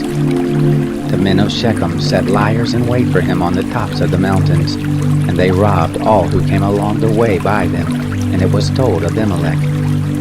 Gaal, the son of Abed, came with his brothers, and went over to Shechem, and the men of Shechem put their trust in him. They went out into the field, and gathered their vineyards, and trod the grapes, and held a festival, and went into the house of their God, and did eat and drink, and cursed Abimelech. Gaal, the son of Abed, said, "Who is Abimelech, and who is Shechem, that we should serve him? Isn't he the son of Jerubbaal, and Zebul his officer? Serve the men of Hamor, the father of Shechem, but why should we serve him? Would that this people were under my hand, and I would remove Abimelech." He said to Abimelech, "Increase your army and come out." When Zebul, the ruler of the city, heard the words of Gaal, the son of Ebed, his anger was kindled. He sent messengers to Abimelech secretly, saying, "Behold, Gaal, the son of Ebed, and his brothers are come to Shechem, and behold, they constrain the city to take part against you. Now therefore, up by night, you and the people who are with you, and lie in wait in the field. And it shall be, that in the morning, as soon as the sun is up, you shall rise early and rush on the city, and behold, when he and the people who are with him come out against you, then you may do to them as you shall find occasion." Abimelech rose up, and all the people who were with him by night, and they laid wait against Shechem in 4 companies. Gaal the son of Abed stood in the entrance of the gate of the city, and Abimelech rose up, and the people who were with him from the ambush. When Gaal saw the people, he said to Zebul, Behold, there come people down from the tops of the mountains. Zebul said to him, You see the shadow of the mountains as if they were men. Gaal spoke again and said, Behold, there come people down by the middle of the land, and one company comes by the way of the oak of Maonanim. Then said Zebul to him, Where is now your mouth that you said, Who is Abimelech that we should serve him? Is this not his people that you have despised? Go out now, I pray, and fight with them. Gaal went out before the men of Shechem and fought with Abimelech. Abimelech chased him, and he fled before him, and there fell many wounded, even to the entrance of the gate. Abimelech lived at Arumah, and Zebul drove out Gaal and his brothers, that they should not dwell in Shechem. It happened on the next day that the people went out into the field, and they told Abimelech. He took the people and divided them into 3 companies, and laid wait in the field. And he looked, and behold, the people came forth out of the city. He rose up against them and struck them. Abimelech and the companies that were with him rushed forward, and stood in the entrance of the gate of the city. And the 2 companies rushed on all who were in the field, and struck them. Abimelech fought against the city all that day, and he took the city, and killed the people who were therein, and he beat down the city, and sowed it with salt. When all the men of the tower of Shechem heard of it, they entered into the stronghold of the house of Elbereth. It was told Abimelech that all the men of the tower of Shechem were gathered together. Abimelech got him up to Mount Zamon, he and all the people who were with him. And Abimelech took an axe in his hand, and cut down a bow from the trees, and took it up, and laid it on his shoulder. And he said to the people who were with him, What you have seen me do, hurry up and do as I have done. All the people likewise cut down every man his bow, and followed Abimelech, and put them to the stronghold, and set the stronghold on fire, so that all the men of the tower of Shechem died also, about 1,000 men and women. Then Abimelech went to Thebez, and encamped against Thebez, and took it. But there was a strong tower within the city, and there fled all the men and women, and all they of the city, and shut themselves in it, and got up to the roof of the tower. Abimelech came to the tower, and fought against it, and drew near to the door of the tower to burn it with fire. A certain woman cast an upper millstone on Abimelech's head, and broke his skull. Then he called hastily to the young man his armor-bearer, and said to him, Draw your sword, and kill me, that men not say of me, A woman killed him. His young man thrust him through, and he died. When the men of Israel saw that Abimelech was dead, they departed every man to his place. Thus God requited the wickedness of Abimelech, which he did to his father, in killing his 70 brothers. And all the wickedness of the men of Shechem did God requite on their heads, and on them came the curse of Jotham, the son of Jerubbaal.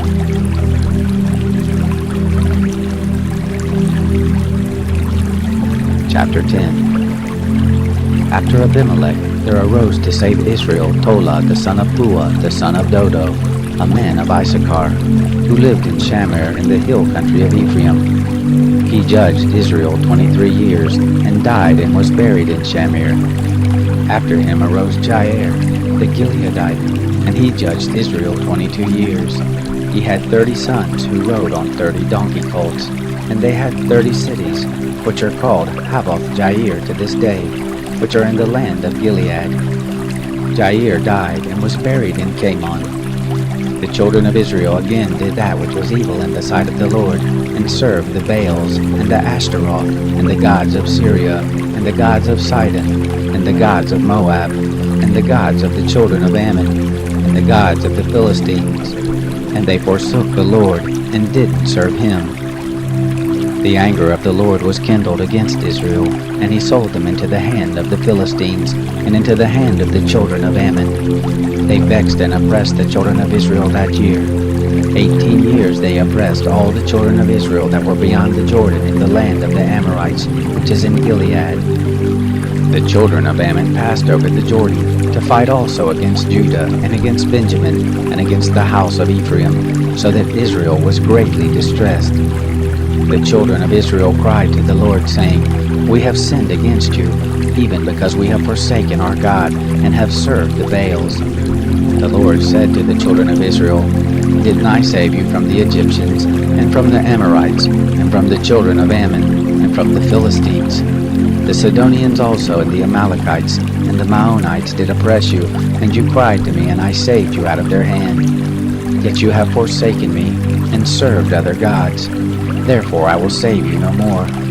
Go and cry to the gods which you have chosen. Let them save you in the time of your distress. The children of Israel said to the Lord, We have sinned. Do to us whatever seems good to you. Only deliver us, we pray you, this day. They put away the foreign gods from among them and served the Lord, and his soul was grieved for the misery of Israel. Then the children of Ammon were gathered together and encamped in Gilead. The children of Israel assembled themselves together and camped in Mizpah. The people, the princes of Gilead, said one to another, What man is he who will begin to fight against the children of Ammon? He shall be head over all the inhabitants of Gilead. Chapter 11. Now Jephthah the Gileadite was a mighty man of valor, and he was the son of a prostitute, and Gilead became the father of Jephthah. Gilead's wife bore him sons, and when his wife's sons grew up, they drove out Jephthah and said to him, You shall not inherit in our father's house, for you are the son of another woman. Then Jephthah fled from his brothers and lived in the land of Tob. And there were gathered vain fellows to Jephthah, and they went out with him. It happened after a while that the children of Ammon made war against Israel. It was so that when the children of Ammon made war against Israel, the elders of Gilead went to get Jephthah out of the land of Tob. And they said to Jephthah, Come and be our chief, that we may fight with the children of Ammon. Jephthah said to the elders of Gilead, Didn't you hate me, and drive me out of my father's house? And why are you come to me now when you are in distress? The elders of Gilead said to Jephthah, Therefore we are turned again to you now, that you may go with us, and fight with the children of Ammon, and you shall be our head over all the inhabitants of Gilead. Jephthah said to the elders of Gilead, If you bring me home again to fight with the children of Ammon, and the Lord deliver them before me, shall I be your head? The elders of Gilead said to Jephthah, The Lord shall be witness between us. Surely according to your word we will do. Then Jephthah went with the elders of Gilead, and the people made him head and chief over them. And Jephthah spoke all his words before the Lord in Mizpah. Jephthah sent messengers to the king of the children of Ammon, saying, What have you to do with me, that you are come to me to fight against my land? The king of the children of Ammon answered to the messengers of Jephthah, Because Israel took away my land when he came up out of Egypt, from the Arnon even to the Jabbok, and to the Jordan. Now therefore restore those lands again peaceably. Jephthah sent messengers again to the king of the children of Ammon, and he said to him, Thus says Jephthah, Israel didn't take away the land of Moab, nor the land of the children of Ammon. But when they came up from Egypt, and Israel went through the wilderness to the Red Sea, and came to Kadesh, then Israel sent messengers to the king of Edom, saying, Please let me pass through your land. But the king of Edom didn't listen. In the same way he sent to the king of Moab, but he would not, and Israel abode in Kadesh. Then they went through the wilderness, and went around in the land of Edom, and in the land of Moab, and came by the east side of the land of Moab, and they encamped on the other side of the Arnon. But they didn't come within the border of Moab, for the Arnon was the border of Moab. Israel sent messengers to Sihon, king of the Amorites, the king of Heshbon, and Israel said to him, Let us pass, we pray you, through your land to my place. But Sihon didn't trust Israel to pass through his border. But Sihon gathered all his people together, and encamped in Jahaz, and fought against Israel. The Lord, the God of Israel, delivered Sihon and all his people into the hand of Israel, and they struck them. So Israel possessed all the land of the Amorites, the inhabitants of that country. They possessed all the border of the Amorites, from the Arnon even to the Jabbok, and from the wilderness even to the Jordan. So now the Lord, the God of Israel, has dispossessed the Amorites from before his people Israel, and should you possess them? Won't you possess that which Chemosh your God gives you to possess? So whoever the Lord our God has dispossessed from before us, them we will possess. Now are you anything better than Balak, the son of Zippor, king of Moab? Did he ever strive against Israel, or did he ever fight against them? Well, Israel lived in Heshbon and its towns, and in Aroer and its towns, and all the cities that are along by the side of the Arnon, 300 years. Why didn't you recover them within that time? I therefore have not sinned against you, but you do me wrong to war against me. The Lord, the judge, be judge this day between the children of Israel and the children of Ammon. However, the king of the children of Ammon didn't listen to the words of Jephthah which he sent him.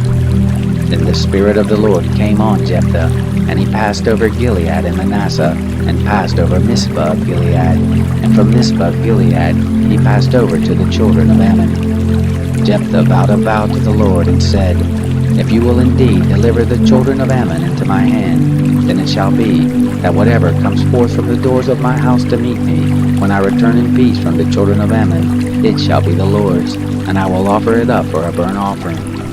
So Jephthah passed over to the children of Ammon to fight against them, and the Lord delivered them into his hand. He struck them from Aroer until you come to Minnith, even 20 cities, and to Abel-cheramim, with a very great slaughter. So the children of Ammon were subdued before the children of Israel. Jephthah came to Mizpah his house, and behold, his daughter came out to meet him with tambourines and with dances, and she was his only child. Besides her he had neither son nor daughter. It happened when he saw her that he tore his clothes and said, Alas, my daughter, you have brought me very low, and you are one of those who trouble me, for I have opened my mouth to the Lord, and I can't go back. She said to him, My father, you have opened your mouth to the Lord. Do to me according to that which has proceeded out of your mouth, because the Lord has taken vengeance for you on your enemies, even on the children of Ammon. She said to her father, Let this thing be done for me. Let me alone 2 months, that I may depart and go down on the mountains and bewail my virginity, I and my companions. He said, Go. He sent her away for 2 months, and she departed, she and her companions, and mourned her virginity on the mountains. It happened at the end of 2 months that she returned to her father, who did with her according to his vow which he had vowed, and she was a virgin. It was a custom in Israel that the daughters of Israel went yearly to celebrate the daughter of Jephthah, the Gileadite, 4 days in a year. 4 days in a year. Chapter 12. The men of Ephraim were gathered together and passed northward, and they said to Jephthah, Why did you pass over to fight against the children of Ammon and didn't call us to go with you? We will burn your house on you with fire. Jephthah said to them, I and my people were at great strife with the children of Ammon, and when I called you, you didn't save me out of their hand. When I saw that you didn't save me, I put my life in my hand and passed over against the children of Ammon, and the Lord delivered them into my hand. Why then are you come up to me this day to fight against me? Then Jephthah gathered together all the men of Gilead, and fought with Ephraim. And the men of Gilead struck Ephraim, because they said, You are fugitives of Ephraim, you Gileadites, in the midst of Ephraim, and in the midst of Manasseh. The Gileadites took the fords of the Jordan against the Ephraimites.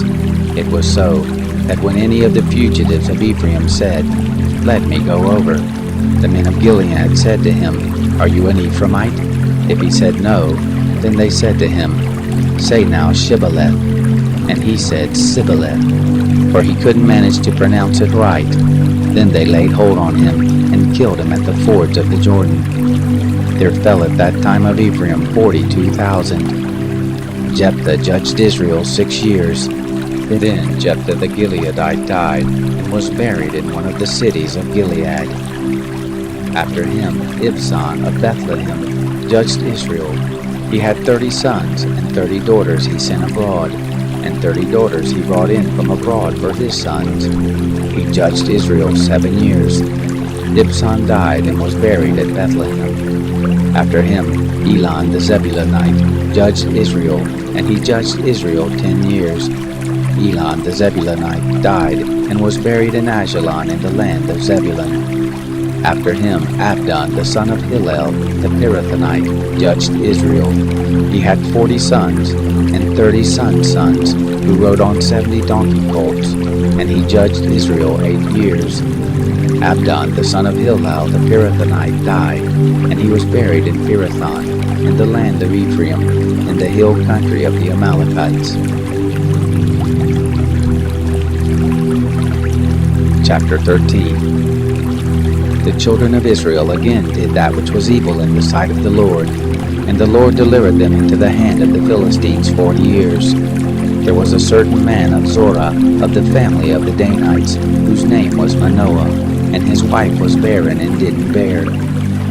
The angel of the Lord appeared to the woman and said to her, See now, you are barren, and don't bear, but you shall conceive and bear a son. Now therefore please beware and drink no wine, nor strong drink, and don't eat any unclean thing. For behold, you shall conceive and bear a son, and no razor shall come on his head, for the child shall be a Nazarite to God from the womb, and he shall begin to save Israel out of the hand of the Philistines. Then the woman came and told her husband, saying, A man of God came to me, and his face was like the face of an angel, very awesome, and I didn't ask him where he came from, neither did he tell me his name. But he said to me, Behold, you shall conceive and bear a son, and now drink no wine nor strong drink, and eat not any unclean thing, for the child shall be a Nazarite to God from the womb to the day of his death. Then Manoah entreated the Lord and said, O Lord, please let the man of God whom you did send come again to us, and teach us what we shall do to the child who shall be born. God listened to the voice of Manoah, and the angel of God came again to the woman as she sat in the field, but Manoah her husband wasn't with her. The woman made haste and ran, and told her husband and said to him, Behold, the man has appeared to me who came to me the other day. Manoah arose and went after his wife, and came to the man and said to him, Are you the man who spoke to the woman? He said, I am. Manoah said, Now let your words happen. What shall be the ordering of the child, and how shall we do to him? The angel of the Lord said to Manoah, Of all that I said to the woman, let her beware. She may not eat of anything that comes of the vine, neither let her drink wine or strong drink, nor eat any unclean thing. All that I commanded her, let her observe.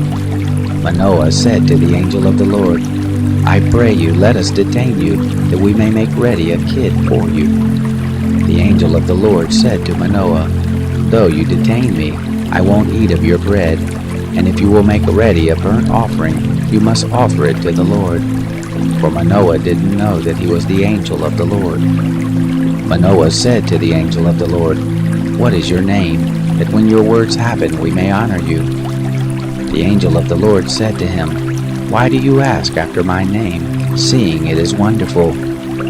So Manoah took the kid with the meal offering, and offered it on the rocks to the Lord. And the angel did wondrously, and Manoah and his wife looked on. For it happened, when the flame went up toward the sky from off the altar, that the angel of the Lord ascended in the flame of the altar. And Manoah and his wife looked on, and they fell on their faces to the ground. But the angel of the Lord did no more appear to Manoah or to his wife. Then Manoah knew that he was the angel of the Lord. Manoah said to his wife, We shall surely die, because we have seen God. But his wife said to him, If the Lord were pleased to kill us, he wouldn't have received a burnt offering and a meal offering at our hand, neither would he have shown us all these things, nor would at this time have told such things as these. The woman bore a son, and named him Samson, and the child grew, and the Lord blessed him. The Spirit of the Lord began to move him in Mahanidan, between Zorah and Eshtaol. Chapter 14. Samson went down to Timnah, and saw a woman in Timnah of the daughters of the Philistines. He came up and told his father and his mother, and said, I have seen a woman in Timnah of the daughters of the Philistines. Now therefore get her for me as a wife. Then his father and his mother said to him, Is there never a woman among the daughters of your brothers, or among all my people, that you go to take a wife of the uncircumcised Philistines?" Samson said to his father, "Get her for me, for she pleases me well." But his father and his mother didn't know that it was of the Lord, for he sought an occasion against the Philistines. Now at that time the Philistines had rule over Israel. Then Samson went down, and his father and his mother, to Timnah, and came to the vineyards of Timnah, and behold, a young lion roared against him.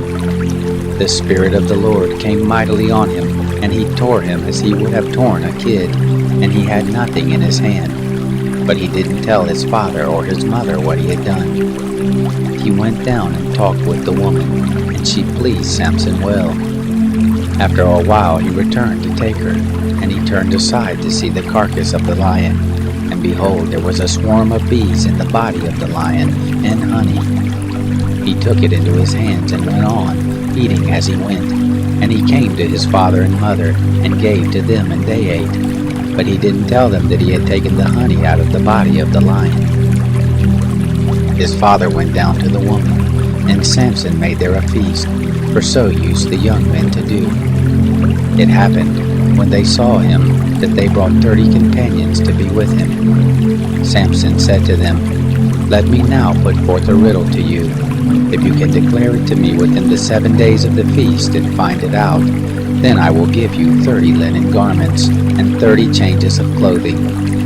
But if you can't declare it to me, then you shall give me 30 linen garments and 30 changes of clothing." They said to him, "Put forth your riddle that we may hear it." He said to them, "Out of the eater came forth food, out of the strong came forth sweetness." They couldn't in 3 days declare the riddle. It happened on the 7th day that they said to Samson's wife, "Entice your husband that he may declare to us the riddle, lest we burn you and your father's house with fire. Have you called us to impoverish us? Is it not so?" Samson's wife wept before him and said, "You do but hate me, and don't love me. You have put forth a riddle to the children of my people and haven't told it me." He said to her, "Behold, I haven't told it to my father or mother, and shall I tell you?" She wept before him the 7 days while their feast lasted, and it happened on the 7th day that he told her, because she pressed him sore, and she told the riddle to the children of her people. The men of the city said to him on the 7th day before the sun went down, "What is sweeter than honey, and what is stronger than a lion?" He said to them, "If you hadn't plowed with my heifer, you wouldn't have found out my riddle." The Spirit of the Lord came mightily on him, and he went down to Ashkelon, and struck 30 men, and took their spoil, and gave the changes of clothing to those who declared the riddle. His anger was kindled, and he went up to his father's house. But Samson's wife was given to his companion, whom he had used as his friend.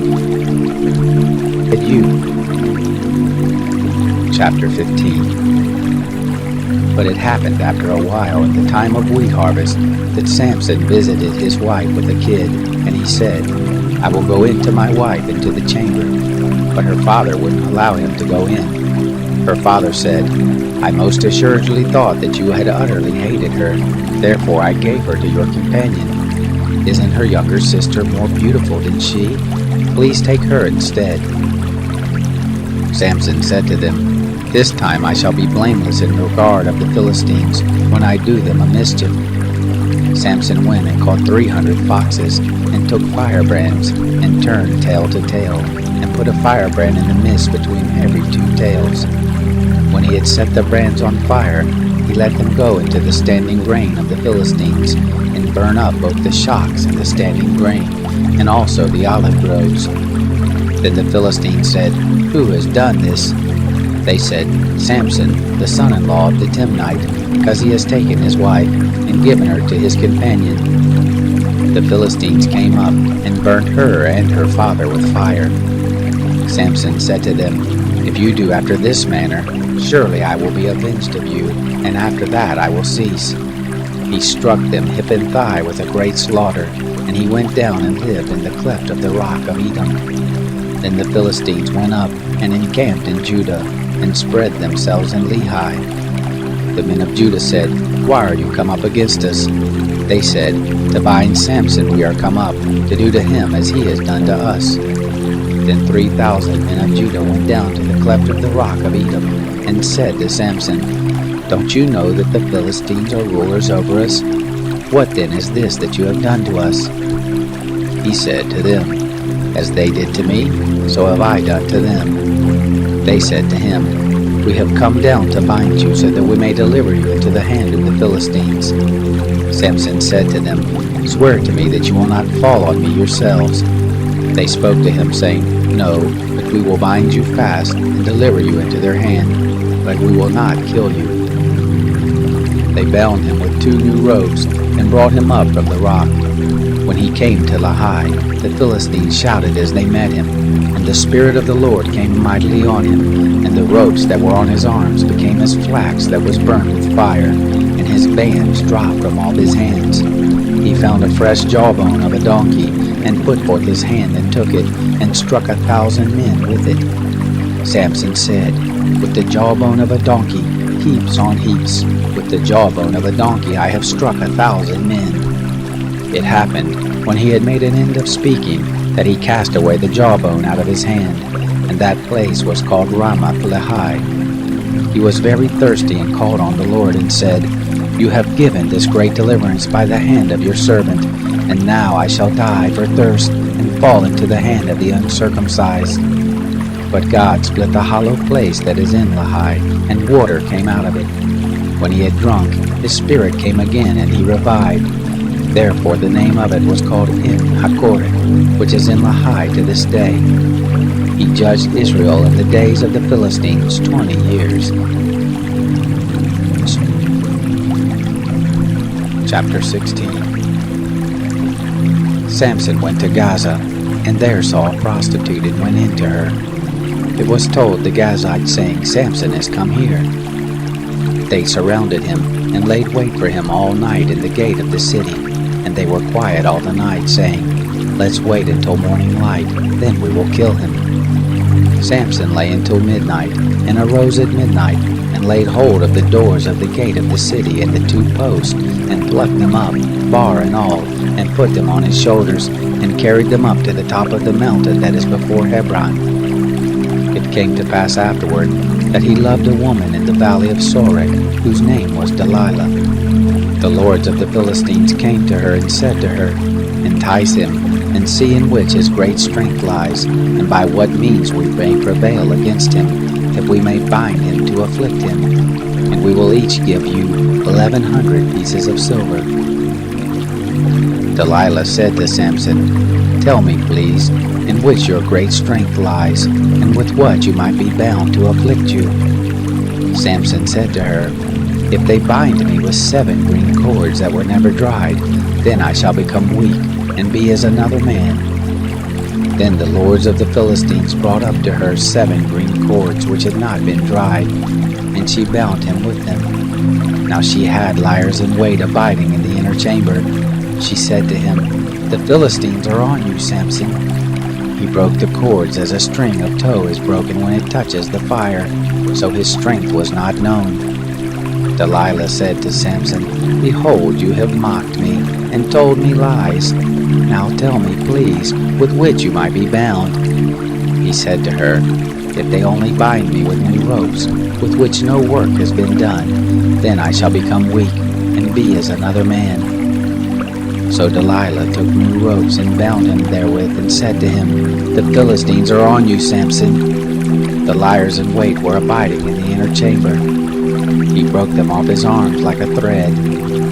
Delilah said to Samson, "Hitherto you have mocked me, and told me lies. Tell me with which you might be bound."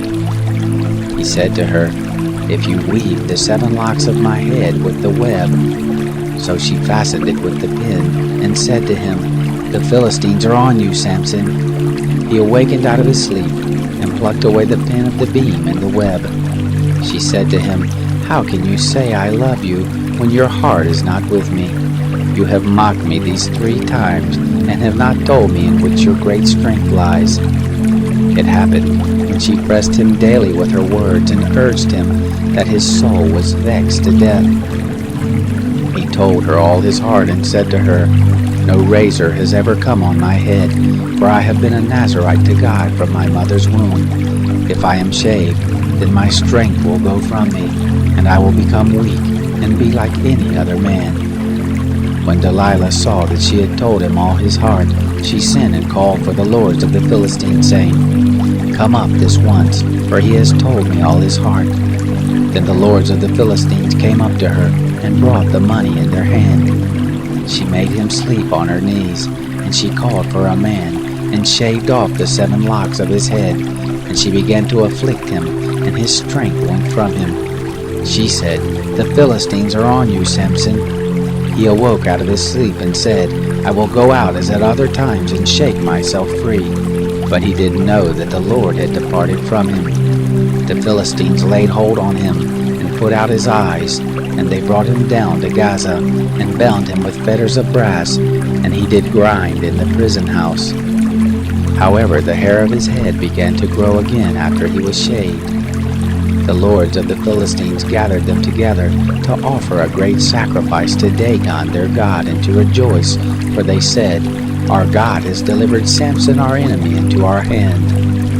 When the people saw him, they praised their God, for they said, "Our God has delivered into our hand our enemy and the destroyer of our country, who has slain many of us."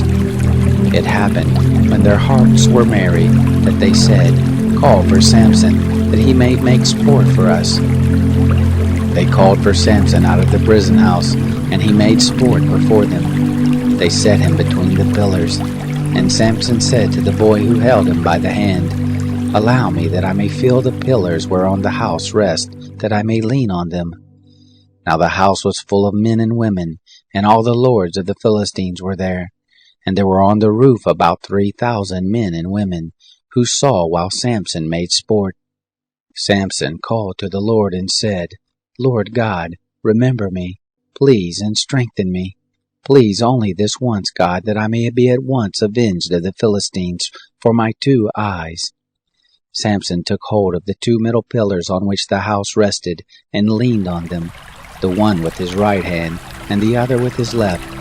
Samson said, "Let me die with the Philistines." He bowed himself with all his might, and the house fell on the lords, and on all the people who were therein. So the dead that he killed as his death were more than those who he killed in his life. Then his brothers and all the house of his father came down and took him, and brought him up, and buried him between Zorah and Eshtaol, in the burying place of Manoah his father. He judged Israel 20 years. Israel 20 years. Chapter 17. There was a man of the hill country of Ephraim, whose name was Micah. He said to his mother, "The 1,100 pieces of silver that were taken from you, about which you did utter a curse, and did also speak it in my ears, behold, this silver is with me, I took it." His mother said, "Blessed be my son of the Lord." He restored the 1,100 pieces of silver to his mother, and his mother said, "I most assuredly dedicate the silver to the Lord from my hand for my son, to make an engraved image and a molten image. Now therefore I will restore it to you." When he restored the money to his mother took 200 pieces of silver, and gave them to the founder, who made of it an engraved image and a molten image, and it was in the house of Micah. The man Micah had a house of gods, and he made an ephod and teraphim, and consecrated one of his sons, who became his priest. In those days there was no king in Israel. Every man did that which was right in his own eyes. There was a young man out of Bethlehem, Judah, of the family of Judah, who was a Levite, and he sojourned there. The man departed out of the city, out of Bethlehem, Judah, to sojourn where he could find a place, and he came to the hill country of Ephraim, to the house of Micah as he traveled. Micah said to him, "Where do you come from?" He said to him, "I am a Levite of Bethlehem, Judah, and I go to sojourn where I may find a place." Micah said to him, "Dwell with me, and be to me a father and a priest, and I will give you 10 pieces of silver by the year, and a suit of clothing, and your food." So the Levite went in. The Levite was content to dwell with the man, and the young man was to him as one of his sons. Micah consecrated the Levite, and the young man became his priest, and was in the house of Micah. Then said Micah, Now I know that the Lord will do me good, seeing I have a Levite to be my priest. Chapter 18. In those days there was no king in Israel, and in those days the tribe of the Danites sought them an inheritance to dwell in, for to that day their inheritance had not fallen to them among the tribes of Israel. The children of Dan sent of their family 5 men from their whole number, men of valor, from Zorah and from Eshtaol, to spy out the land and to search it. And they said to them, Go, search the land. They came to the hill country of Ephraim, to the house of Micah, and lodged there. When they were by the house of Micah, they knew the voice of the young man, the Levite, and they turned aside and said to him, Who brought you here? And what do you do in this place? And what have you here? He said to them, Thus and thus has Micah dealt with me, and he has hired me, and I am become his priest. They said to him, Ask counsel, we pray you, of God, that we may know whether our way which we go shall be prosperous. The priest said to them, Go in peace, your way is before the Lord. Then the 5 men departed and came to Laish, and saw the people who were therein, how they lived in security, after the manner of the Sidonians, quiet and secure. For there was none in the land, possessing authority, that might put them to shame in anything, and they were far from the Sidonians, and had no dealings with any man. They came to their brothers to Zorah and Eshtaol, and their brothers said to them, What do you say? They said, Arise, and let us go up against them, for we have seen the land, and behold, it is very good. And are you still? Don't be slothful to go and to enter in to possess the land. When you go, you shall come to a people secure, and the land is large, for God has given it into your hand, a place where there is no want of anything that is in the earth. There set forth from there of the family of the Danites, out of Zorah and out of Eshtaol, 600 men girt with weapons of war. They went up and encamped in Kiriath Jearim in Judah. Therefore they called that place Mahanadad. To this day, behold, it is behind Kiriath Jearim. They passed there to the hill country of Ephraim, and came to the house of Micah. Then the 5 men who went to spy out the country of Laish answered and said to their brothers, Do you know that there is in these houses an ephod, and a teraphim, and an engraved image, and a molten image? Now therefore consider what you have to do. They turned aside there and came into the house of the young man the Levite, even to the house of Micah, and asked him of his welfare. The 600 men girt with their weapons of war, who were of the children of Dan, stood by the entrance of the gate. The 5 men who went to spy out the land went up, and came in there, and took the engraved image, and the ephod, and the teraphim, and the molten image. And the priest stood by the entrance of the gate with the 600 men girt with the weapons of war. When these went into Micah's house, and fetched the engraved image, the ephod, and the teraphim, and the molten image, the priest said to them, What are you doing? They said to him, Hold your peace, lay your hand on your mouth, and go with us, and be to us a father and a priest. Is it better for you to be a priest to the house of one man, or to be a priest to a tribe and a family in Israel? The priest's heart was glad, and he took the ephod and the teraphim and the engraved image, and went in the midst of the people. So they turned and departed, and put the little ones and the cattle and the goods before them. When they were a good way from the house of Micah, the men who were in the houses near to Micah's house were gathered together, and overtook the children of Dan. They cried to the children of Dan. They turned their faces and said to Micah, What ails you that you come with such a company? He said, You have taken away my gods which I made, and the priest, and are gone away, and what do I have more? And how then do you say to me, What ails you? The children of Dan said to him, Don't let your voice be heard among us, lest angry fellows fall on you and you lose your life with the lives of your household. The children of Dan went their way, and when Micah saw that they were too strong for him, he turned and went back to his house. They took that which Micah had made, and the priest whom he had, and came to Laish, to a people quiet and secure, and struck them with the edge of the sword, and they burnt the city with fire. There was no deliverer, because it was far from Sidon, and they had no dealings with any man, and it was in the valley that lies by Beth Rehob. They built the city and lived in it. They called the name of the city Dan, after the name of Dan their father, who was born to Israel. However, the name of the city was Laish at the first. The children of Dan set up for themselves the engraved image, and Jonathan, the son of Gershom, the son of Moses, he and his sons were priests to the tribe of the Danites until the day of the captivity of the land. So they set up Micah's engraved image which he made, all the time that the house of God was in Shiloh. So God. Chapter 19. It happened in those days, when there was no king in Israel, that there was a certain Levite, sojourning on the far side of the hill country of Ephraim, who took to him a concubine out of Bethlehem, Judah. His concubine played the prostitute against him, and went away from him to her father's house to Bethlehem, Judah, and was there for the space of 4 months. Her husband arose and went after her, to speak kindly to her, to bring her again, having his servant with him, and a couple of donkeys. And she brought him into her father's house. And when the father of the young lady saw him, he rejoiced to meet him. His father-in-law, the young lady's father, retained him, and he stayed with him 3 days. So they ate and drank and lodged there.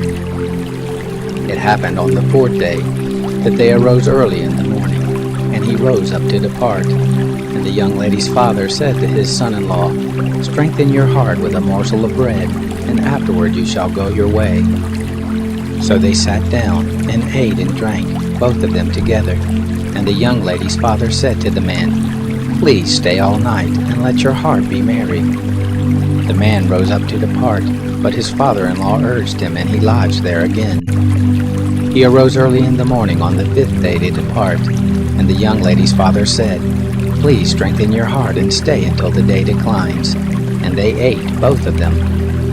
When the man rose up to depart, he and his concubine and his servant, his father-in-law, the young lady's father, said to him, Look, now the day draws toward evening. Please stay all night. Look, the day grows to an end. Stay here that your heart may be merry, and tomorrow you can leave early on your way that you may go home. But the man wouldn't stay that night, but he rose up and departed, and came over against Jebush, the same as Jerusalem. And there was with him a couple of donkeys saddled. His concubine also was with him. When they were there by Jebus, the day was far spent, and the servant said to his master, Please come and let us turn aside into this city of the Jebusites and lodge in it. His master said to him, We won't turn aside into the city of a foreigner that is not of the children of Israel, but we will pass over to Gibeah. He said to his servant, Come and let us draw near to one of these places, and we will lodge in Gibeah or in Ramah. So they passed on and went their way, and the sun went down on them near to Gibeah, which belongs to Benjamin. They turned aside there to go in to lodge in Gibeah, and he went in, and sat down in the street of the city, where there was no man who took them into his house to lodge. Behold, there came an old man from his work out of the field at evening. Now the man was of the hill country of Ephraim, and he sojourned in Gibeah, but the men of the place were Benjamites. He lifted up his eyes and saw the wayfaring man in the street of the city. And the old man said, Where are you going, and where have you come from? He said to him, We are passing from Bethlehem, Judah, to the farther side of the hill country of Ephraim. I am from there, and I went to Bethlehem, Judah, and now I am going to the house of the Lord, and there is no man who takes me into his house. Yet there is both straw and provender for our donkeys, and there is bread and wine also for me, and for your handmaid, and for the young man who is with your servants. There is no want of anything. The old man said, Peace be to you. Howsoever, let all your wants lie on me, only don't stay in the street. So he brought him into his house, and gave the donkeys food, and they washed their feet, and ate and drank.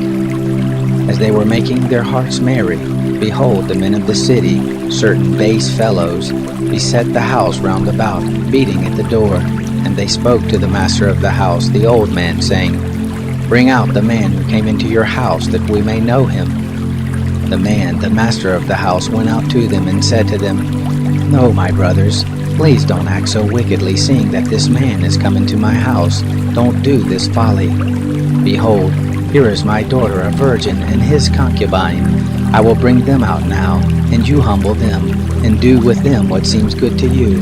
But to this man don't do any such folly. But the men wouldn't listen to him. So the man laid hold on his concubine and brought her forth to them. And they knew her, and abused her all the night until the morning. And when the day began to spring, they let her go. Then came the woman in the dawning of the day, and fell down at the door of the man's house where her lord was until it was light. Her lord rose up in the morning, and opened the doors of the house, and went out to go his way. And behold, the woman, his concubine, was fallen down at the door of the house, with her hands on the threshold. He said to her, Rise up, and let us be going. But none answered. Then he took her up on the donkey, and the man rose up and went to his place. When he was come to his house, he took a knife, and laid hold on his concubine, and divided her limb by limb into 12 pieces, and sent her throughout all the borders of Israel. It was so that all who saw it said, There was no such deed done, nor seen, from the day that the children of Israel came up out of the land of Egypt to this day. Consider it, take counsel, and speak. Take counsel and Chapter 20.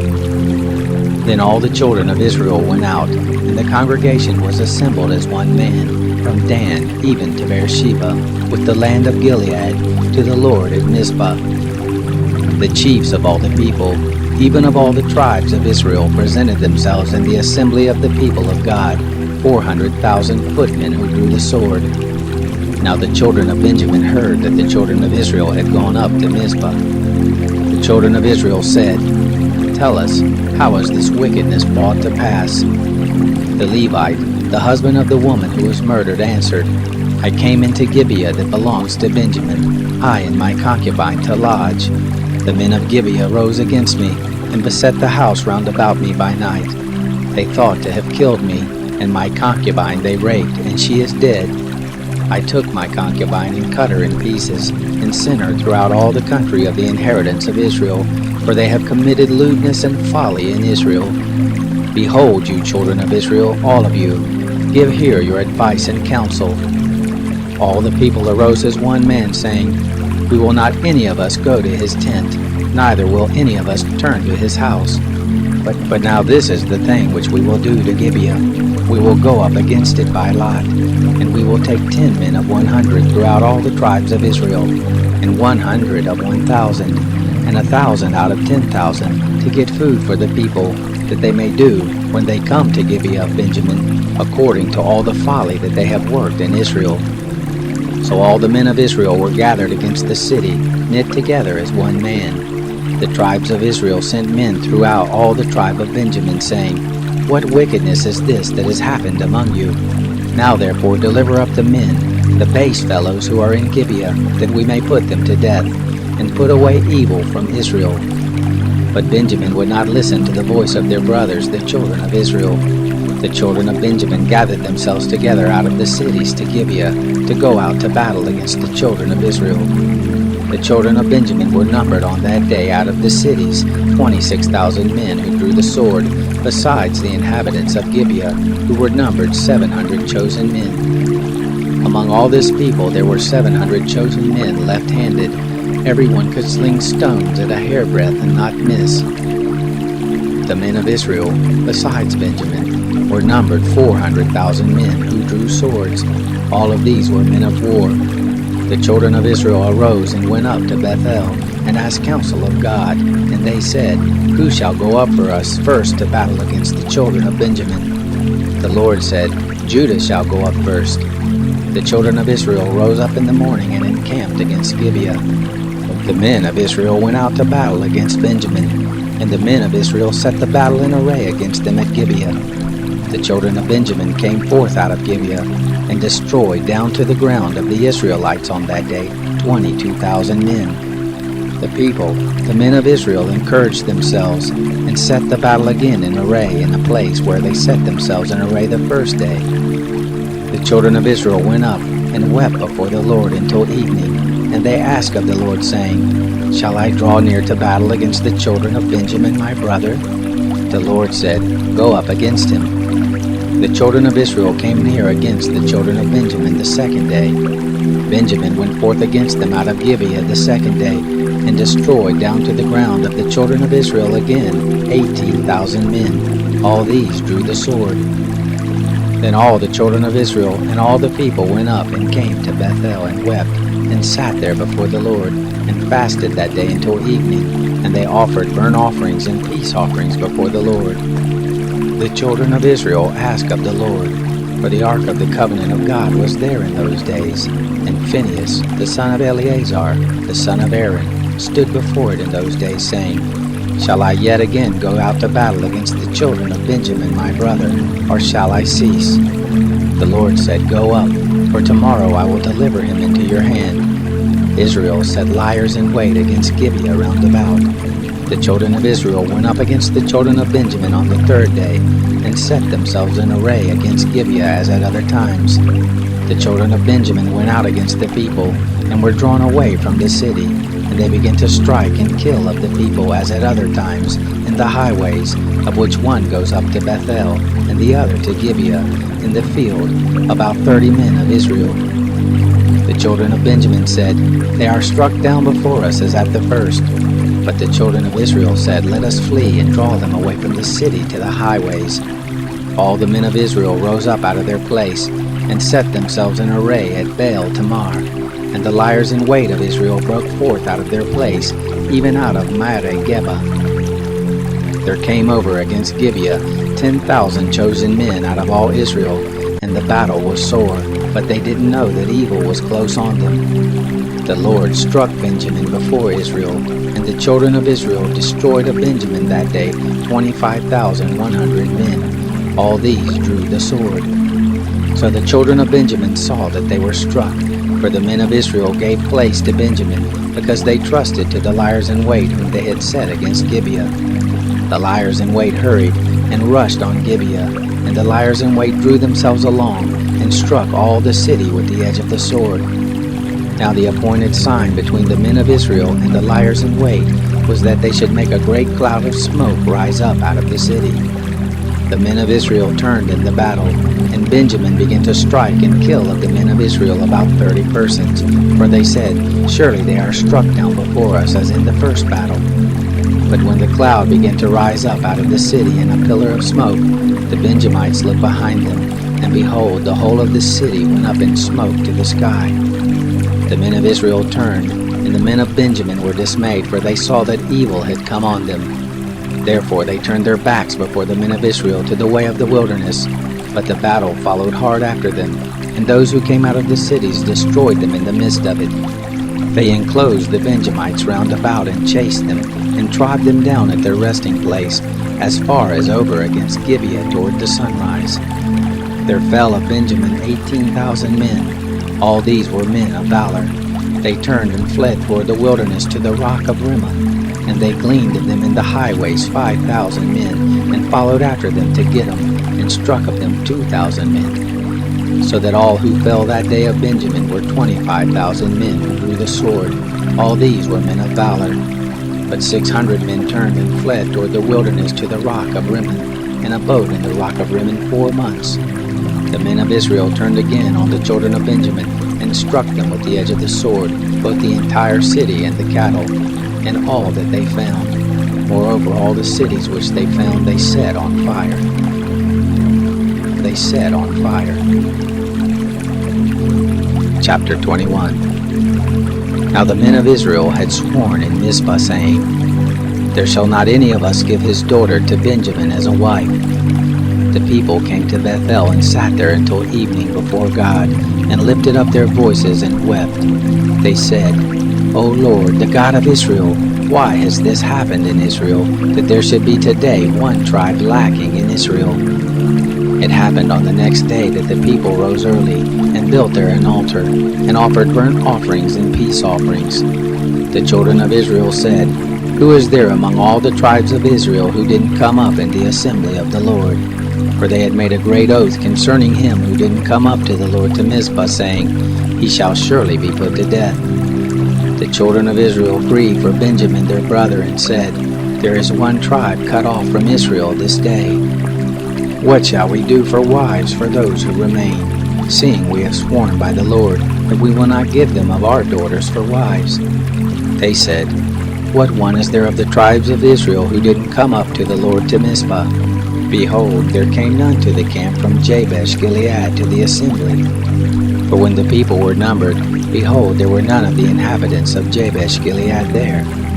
The congregation sent there 12,000 men of the most valiant, and commanded them, saying, "Go and strike the inhabitants of Jabesh Gilead with the edge of the sword, with the women and the little ones. This is the thing you shall do. You shall utterly destroy every male, and every woman who has lain with a man."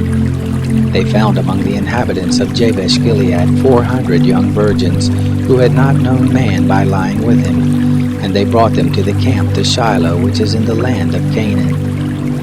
The whole congregation sent and spoke to the children of Benjamin who were in the rock of Rimmon, and proclaimed peace to them.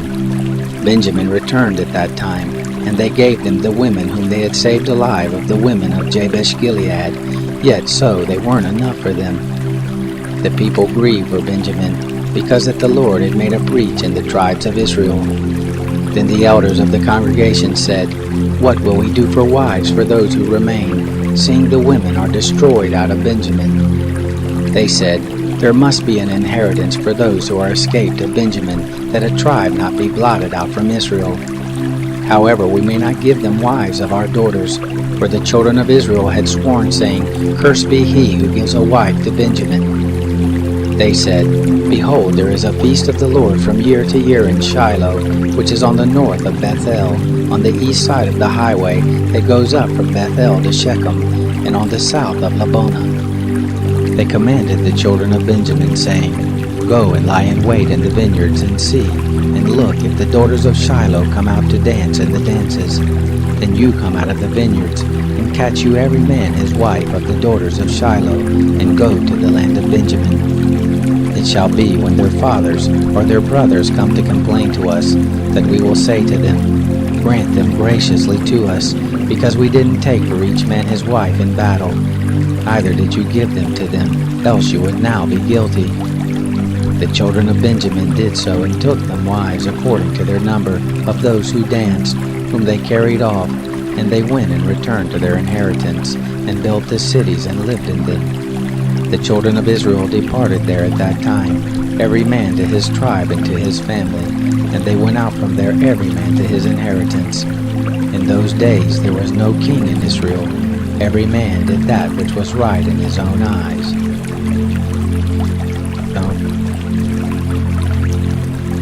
The Book of Ruth, Chapter 1. It happened in the days when the judges judged, that there was a famine in the land. A certain man of Bethlehem, Judah, went to sojourn in the country of Moab, he and his wife and his 2 sons. The name of the man was Elimelech, and the name of his wife Naomi, and the name of his 2 sons Mahlon and Chilion, Ephrathites of Bethlehem, Judah. They came into the country of Moab and continued there. Elimelech, Naomi's husband, died, and she was left and her 2 sons. They took them wives of the women of Moab. The name of the one was Orpah, and the name of the other Ruth, and they lived there about 10 years. Mahlon and Chilion died, both of them, and the woman alone was left of her 2 children and of her husband. Then she arose with her daughters-in-law, that she might return from the country of Moab, for she had heard in the country of Moab how that the Lord had visited his people in giving them bread. She went forth out of the place where she was, and her 2 daughters-in-law with her, and they went on the way to return to the land of Judah. Naomi said to her 2 daughters-in-law, "Go, return each of you to her mother's house. The Lord deal kindly with you as you have dealt with the dead, and with me. The Lord grant you that you may find rest, each of you in the house of her husband." Then she kissed them, and they lifted up their voice and wept. They said to her, "No, but we will return with you to your people." Naomi said, "Turn again, my daughters. Why will you go with me? Have I yet sons in my womb that they may be your husbands? Turn again, my daughters, go your way, for I am too old to have a husband. If I should say I have hope, if I should even have a husband tonight and should also bear sons, would you therefore wait until they were grown? Would you therefore stay from having husbands? No, my daughters, for it grieves me much for your sakes, for the hand of the Lord is gone forth against me." They lifted up their voice and wept again, and Orpah kissed her mother-in-law, but Ruth joined with her. She said, "Behold, your sister-in-law has gone back to her people and to her God. Return you after your sister-in-law." Ruth said, "Don't entreat me to leave you and to return from following after you. For where you go, I will go, and where you lodge, I will lodge. And your people shall be my people, and your God, my God. Where you die, will I die, and there I will be buried. The Lord do so to me, and more also, if anything but death part you and I." When she saw that she was steadfastly minded to go with her, she left off speaking to her. So they two went until they came to Bethlehem. It happened, when they were come to Bethlehem, that all the city was moved about them, and the women said, "Is this Naomi?" She said to them, "Don't call me Naomi, call me Mara, for the Almighty has dealt very bitterly with me. I went out full, and the Lord has brought me home again empty. Why do you call me Naomi, seeing the Lord has testified against me, and that the Almighty has afflicted me?" So Naomi returned, and Ruth the Moabitess, her daughter-in-law, with her, who returned out of the country of Moab, and they came to Bethlehem in the beginning of the barley harvest.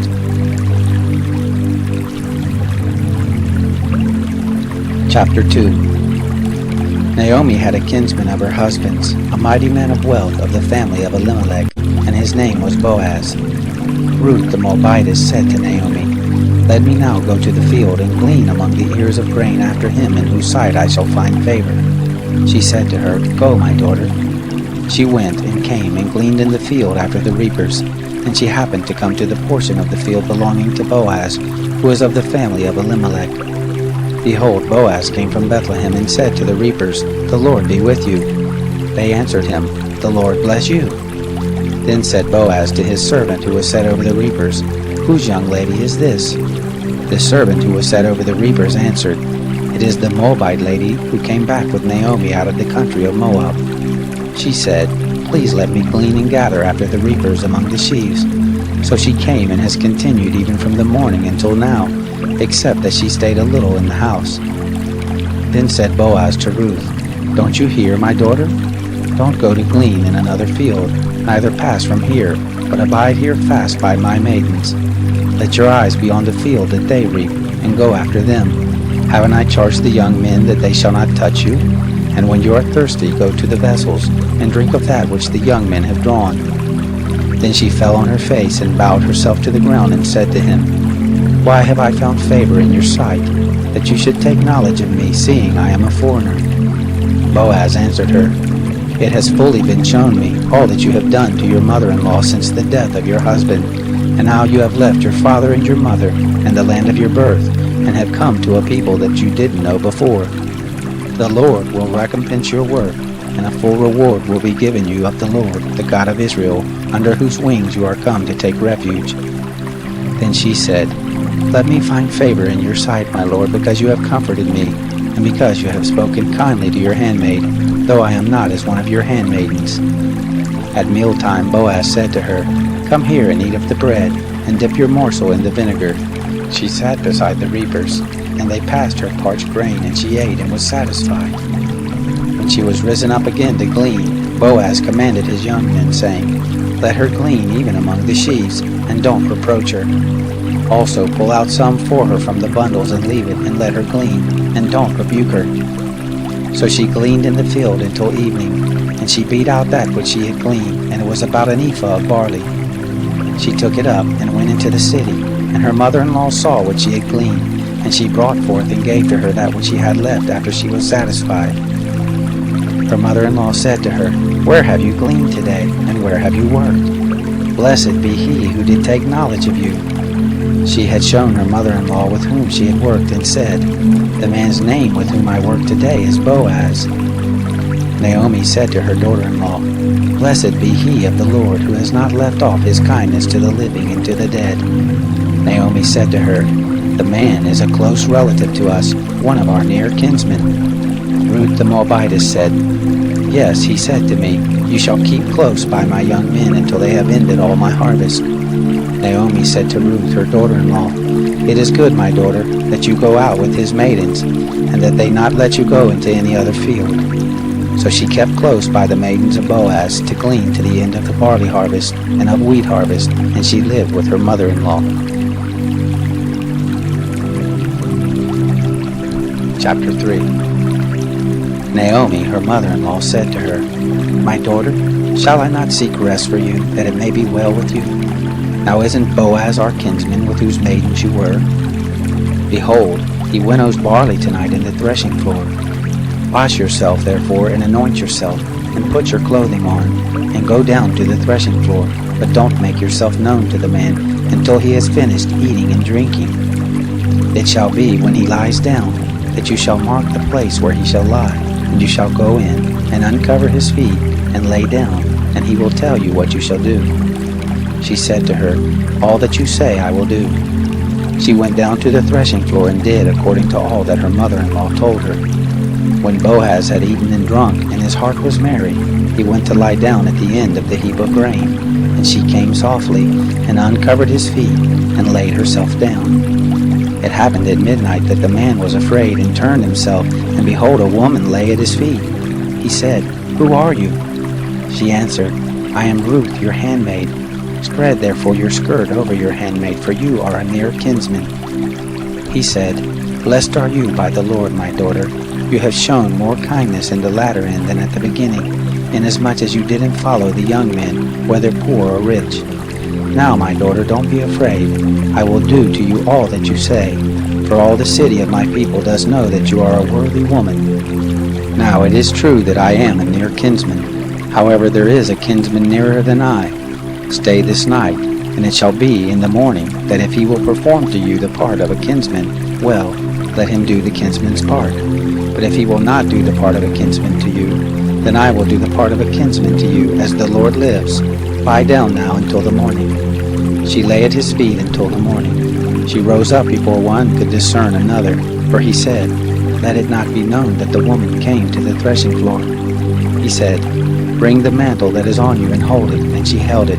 And he measured 6 measures of barley and laid it on her, and he went into the city. When she came to her mother-in-law, she said, "Who are you, my daughter?"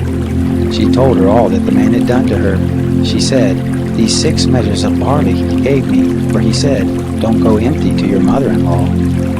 Then she said, "Sit still, my daughter, until you know how the matter will fall out, for the man will not rest until he has finished the thing this day." Chapter 4.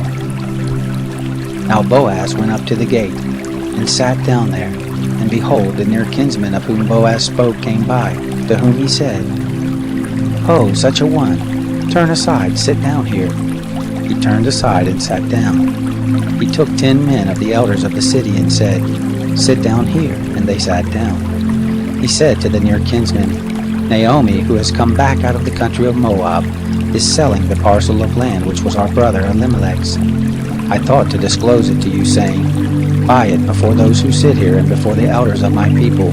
If you will redeem it, redeem it. But if you will not redeem it, then tell me, that I may know, for there is none to redeem it besides you, and I am after you.' He said, 'I will redeem it.' Then Boaz said, 'The day that you buy the field of the hand of Naomi, you must buy it also of Ruth the Moabitess, the wife of the dead, to raise up the name of the dead for his inheritance.' The near kinsman said, 'I can't redeem it for myself, lest I mar my own inheritance. Take my right of redemption on you, for I can't redeem it.' Now this was the custom in former time in Israel concerning redeeming and exchanging. To confirm all things, a man drew off his shoe and gave it to his neighbor, and this was the manner of attestation in Israel. So the near kinsman said to Boaz, 'Buy it for yourself.' He drew off his shoe. Boaz said to the elders and to all the people, "You are witnesses this day that I have bought all that was Elimelech's and all that was Chilion's and Mahlon's of the hand of Naomi. Moreover, Ruth the Moabitess, the wife of Mahlon, have I purchased to be my wife, to raise up the name of the dead on his inheritance, that the name of the dead not be cut off from among his brothers, and from the gate of his place. You are witnesses this day." All the people who were in the gate and the elders said, "We are witnesses. The Lord make the woman who has come into your house like Rachel and like Leah, which two built the house of Israel. And do you worthily in Ephrathah, and be famous in Bethlehem, and let your house be like the house of Perez, when Tamar bore to Judah, of the seed of which the Lord shall give you of this young woman." So Boaz took Ruth, and she became his wife, and he went into her, and the Lord gave her conception, and she bore a son. The woman said to Naomi, "Blessed be the Lord, who has not left you this day without a near kinsman, and let his name be famous in Israel. He shall be to you a restorer of life, and sustain you in your old age. For your daughter-in-law, who loves you, who is better to you than 7 sons, has borne him." Naomi took the child and laid it in her bosom, and became nurse to it. The women, her neighbors, gave it a name, saying, "There is a son born to Naomi." And they named him Obed. He is the father of Jesse, the father of David. Now this is the history of the generations of Perez. Perez became the father of Hezron, and Hezron became the father of Ram, and Ram became the father of Amminadab, and Amminadab became the father of Nahshon, and Nahshon became the father of Salmon, and Salmon became the father of Boaz, and Boaz became the father of Obed, and Obed became the father of Jesse, and Jesse became the father of David.